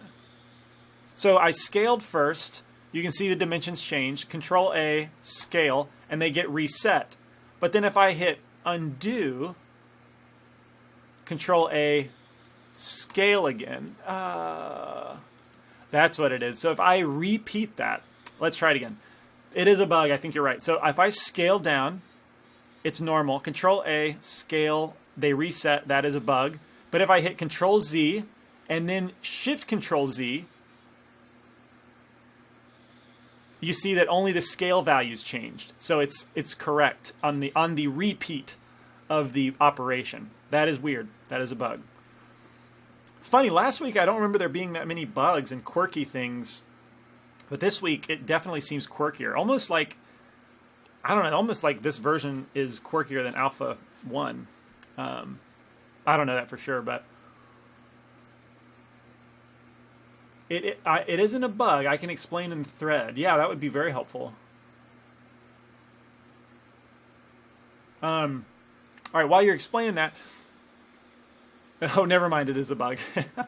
So we're going to, all right, and keep in mind that for this spring, I need the object origin to be in the center of the spring. But I want this circle, which represents the profile of the spring, to be off-center. All right, so I'm going to tab into edit mode, scale down, move this off to the side, and then rotate an X 90 degrees, okay? From here, I can add a modifier, screw modifier, okay? We're going to choose, let's see. I think I expected to see something. Oh, that's right. You can't see it in edit mode. So I'm going to tab back to object mode. I'm going to reset this. Okay, so this is what we have in edit mode. Tabbing into object mode actually reveals what the screw modifier is doing. And it takes that profile and extrudes it along in a circle, okay? But when we enable the screw option and increase the size, you can see that that's creating a spring, all right? Or it's creating like a corkscrew. So for a spring, I want it to be, let's say, about here. If I ever want to shrink the diameter of the spring coil, I go into edit mode and I scale down that profile. Okay? So now we're getting this kind of spring shape. And then I can also increase the iterations, which makes our spring bigger. All right? And now we've got a spring. Super simple with the absolute minimum amount of input. Like, this is our entire model. That's it. But we get this spring thanks to a single modifier. So that's pretty awesome. This is a perfect example of where modifiers can do 99% of the work for you. However, we can take this further and create a spiral phone cord, a reactive dynamic spiral phone cord. So I'm going to turn it into more of a phone cord than a spring by increasing the size again, increasing the screw value. All right, now it's looking more like a phone cord. I'm going to need a lot more iterations, something like 30 iterations, so it's nice and long-ish. Sometimes those extra objects get on my nerves, so I'm just going to delete them. All right, now we're going to use an object type we haven't seen before, which is a curve. They're basically a very useful utility type of object, and you're going to see that here. I'm going to create a curve Bezier. And this Bezier curve, I'm going to scale, let's see.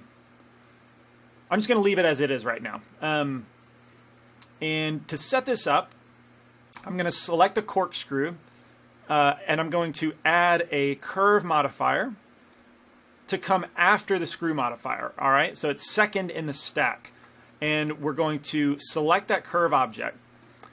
But the deformation axis is what's important. Right now, it's not doing what we want. So we need to change the deformation axis to be the direction of the spiral phone cord. So that's going up. That's the z-axis of the object. So let's select the z-axis. And let's see what's going on here. That's correct. Oh, weird. For some reason, this object was kind of off kilter. So now you can see that the spiral phone cord is oriented with the curve. If I tab into edit mode, I can now alter the shape according to this curve. So I'm getting all of this kind of complex geometric, there we go, this geometric shaping, but with very little input again. Just 2 points on the control mesh, on the control curve. And to do this by hand, if we were mesh modeling and pushing and pulling verts, that would be pretty annoying. That would be a hard shape to create. But with the power modifiers, it's actually not that difficult. You just have to know how to set it up and how they function properly. That's its own education. But yeah, I was just trying to show you how you can build complex things, certain things, when the situation's right, and get a lot of it for free. Yeah, modifiers are a little buggy still. This only works on the last action made. So if you do a grab, you can no longer modify the mesh you added. All right, I'm trying to catch up. Add mesh circle 5. How to edit the number of verts after created.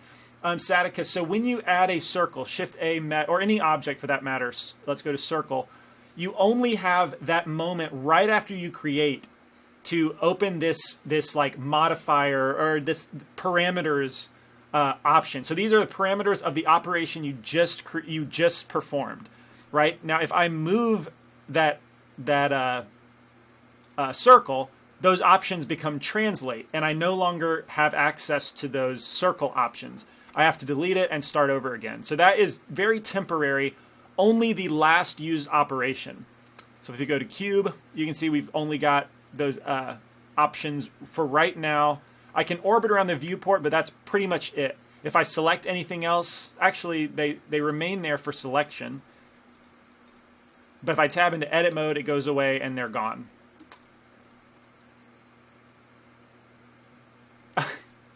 Got some puns in here, keeping it lighthearted. I like that. Question, is it important what modifier comes first and what comes afterwards? Yes, it absolutely matters, because if we just reorder these modifiers, it completely doesn't work anymore. Completely different from what we want. Order definitely matters. Question, is it important? I answered that one.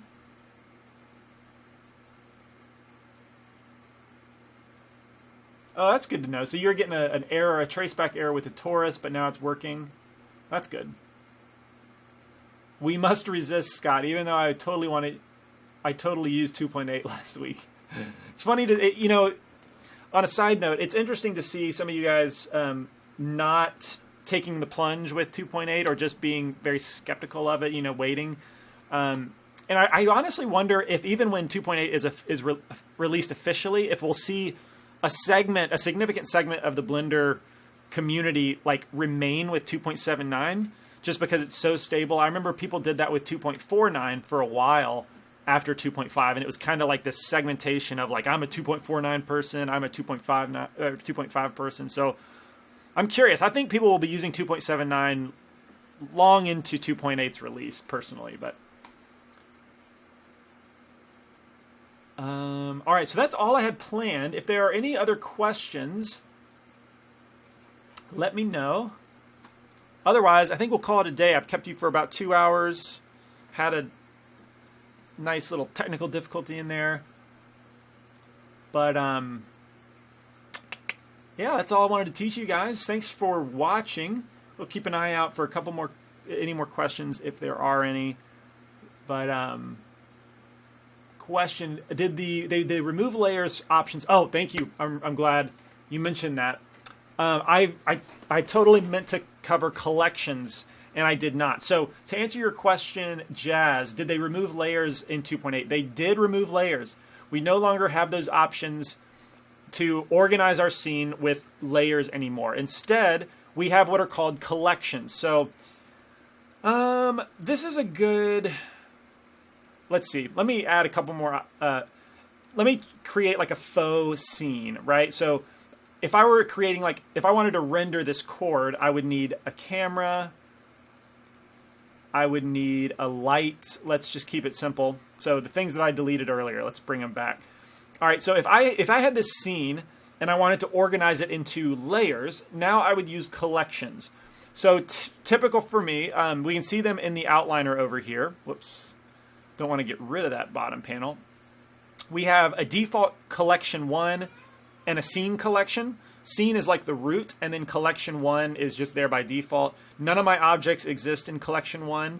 But think of collections right now. It's actually there's a lot of uses for collections, some pretty deep, advanced uses for collections. But right now, I really only use them as a way to organize the scene, literally like folders in a file system.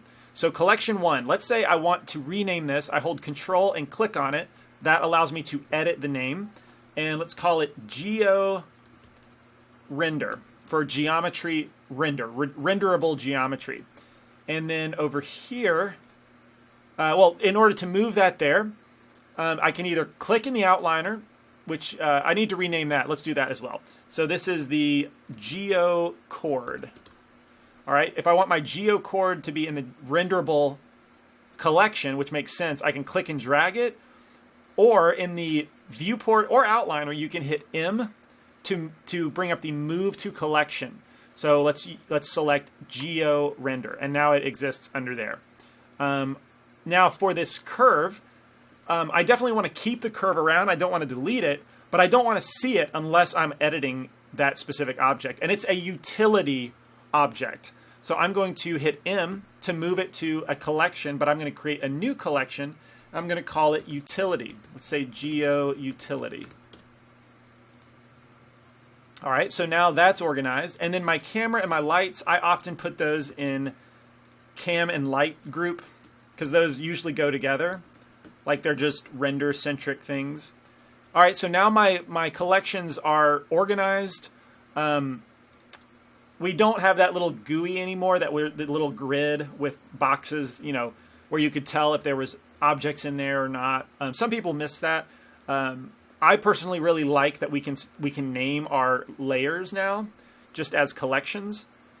But that's how I've been using collections, and that is the replacement for layers. It takes over that move to collection option. Trying to think if there's anything else. I mean, there's all kinds of fancy stuff they can do with like renderability, visibility, stuff like that. It somehow replaces groups. We no longer have, I don't think we have Control G. Let's try Control G. Yeah, that just creates a new collection. Oh, and so under there it must be. So what happens if I create, these two objects are part of separate collections? What if I create a new collection combo?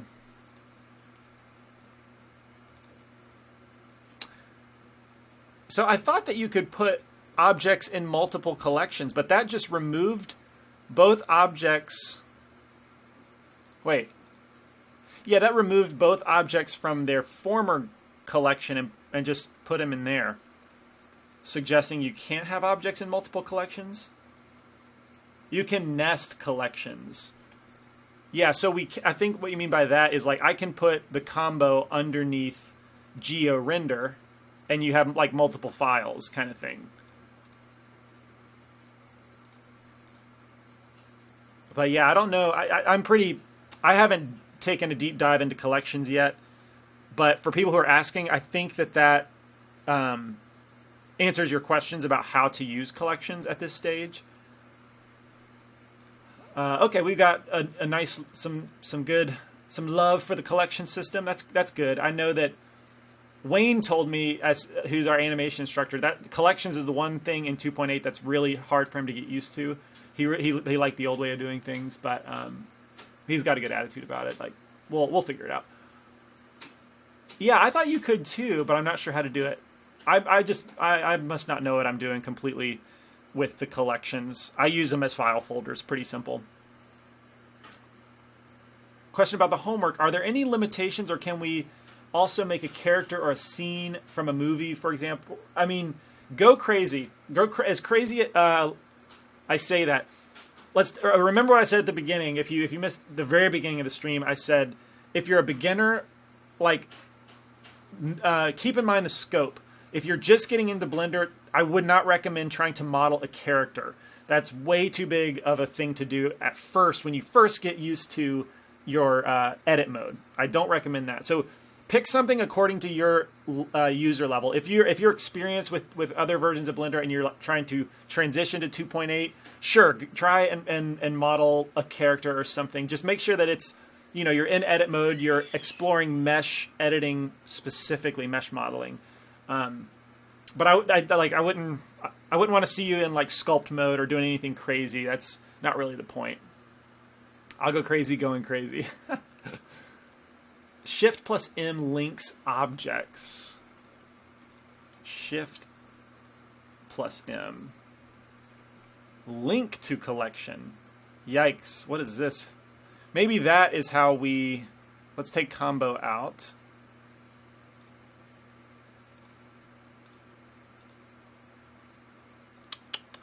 I'm not going to do that right now on stream. That's it's hurt my brain trying to think about it. Please show us how to do modify mirror X. Oh, modifiers. You mean modifiers? I mean, the way to do that, let's use a cube or maybe a Suzanne head, monkey head. All right, so if I want to mirror, if I built half a model,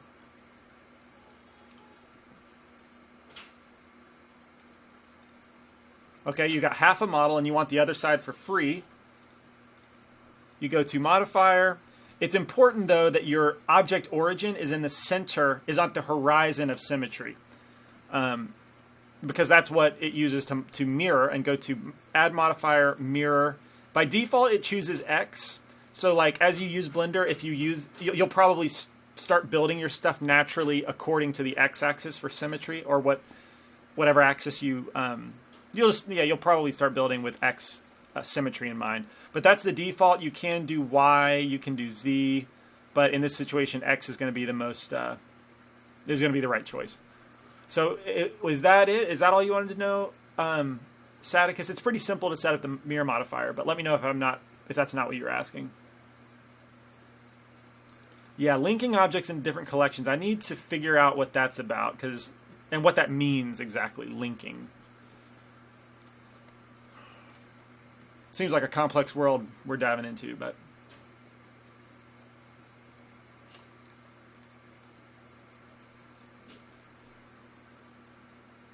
yep. I need to know what linking is. All right, so if no one has any other questions,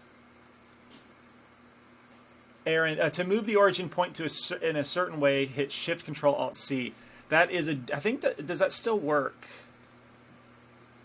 Shift Control Alt C. Uh-oh, it looks, oh wait, that has to be done in object mode. Oh yeah, that hotkey's gone. It doesn't work anymore. What are those options in the mirror modifier?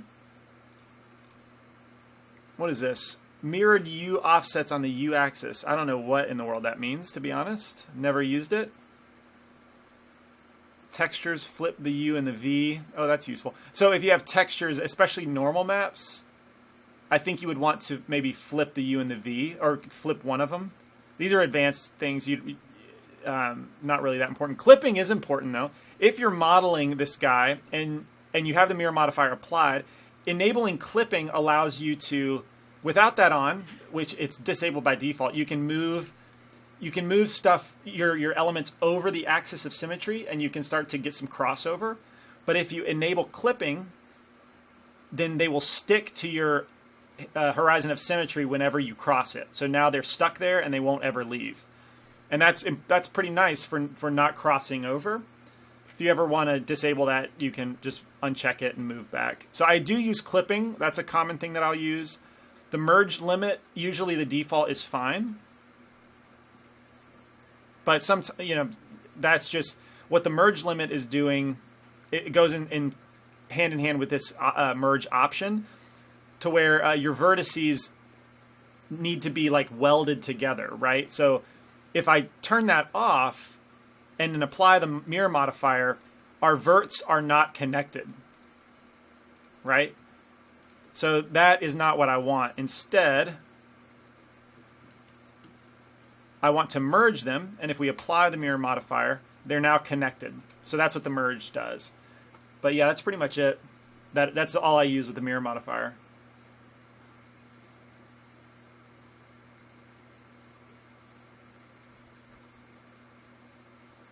Well, thanks, Scott. I appreciate you saying that. I hope it was a good class for everybody. How do we change the origin? Right. That's a natural question to answer. So let's say if your origin, for some reason, we'll just put it over here. You can snap it. Object, I think it would be in the transform origin to cursor. All right, so that's where you find it. Object, transform, and then here are your origin options. Currently, there is no hotkey. It used to be that crazy when Shift, Alt, Control, C. That doesn't work with 2.8 anymore. But if you have this situation, let's try it again. Let's set it up.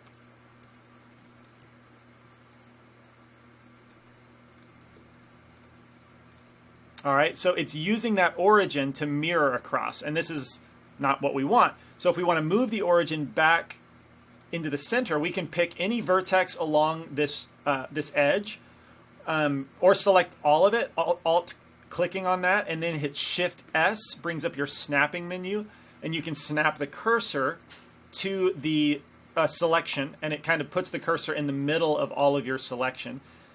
And then you can, in object mode, go back to Object, Transform, Object, Transform, Origin to 3D Cursor, and then your mirror modifier will be set up correctly. Awesome. I'm glad stuff was learned. Yukino, you're talking about blueprints, images in 2.8. Okay. Okay, cool. I found a video that shows how to set up blueprints. Thank you, Jake. I appreciate that. So we'll all get to see that in the class thread. Awesome. Excellent. Well, I think I'm going to call that a day after I've said that already.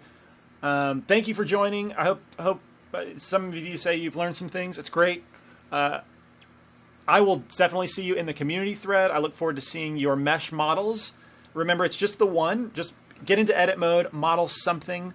I would maybe recommend either if you didn't follow along with me, because it might have been pretty hard to do that, going back and watching the archive version and the recording when I upload it, and try the pan. I think a pan is a good place to start if you've never been in mesh edit mode before. And yeah. After that, if you do decide to do the pan, try something custom on your own. That's the homework assignment. Thanks, everybody. I will see you in the class threads, and look forward to seeing your homework. Thanks for being here. I will see you next time. Here comes the outro.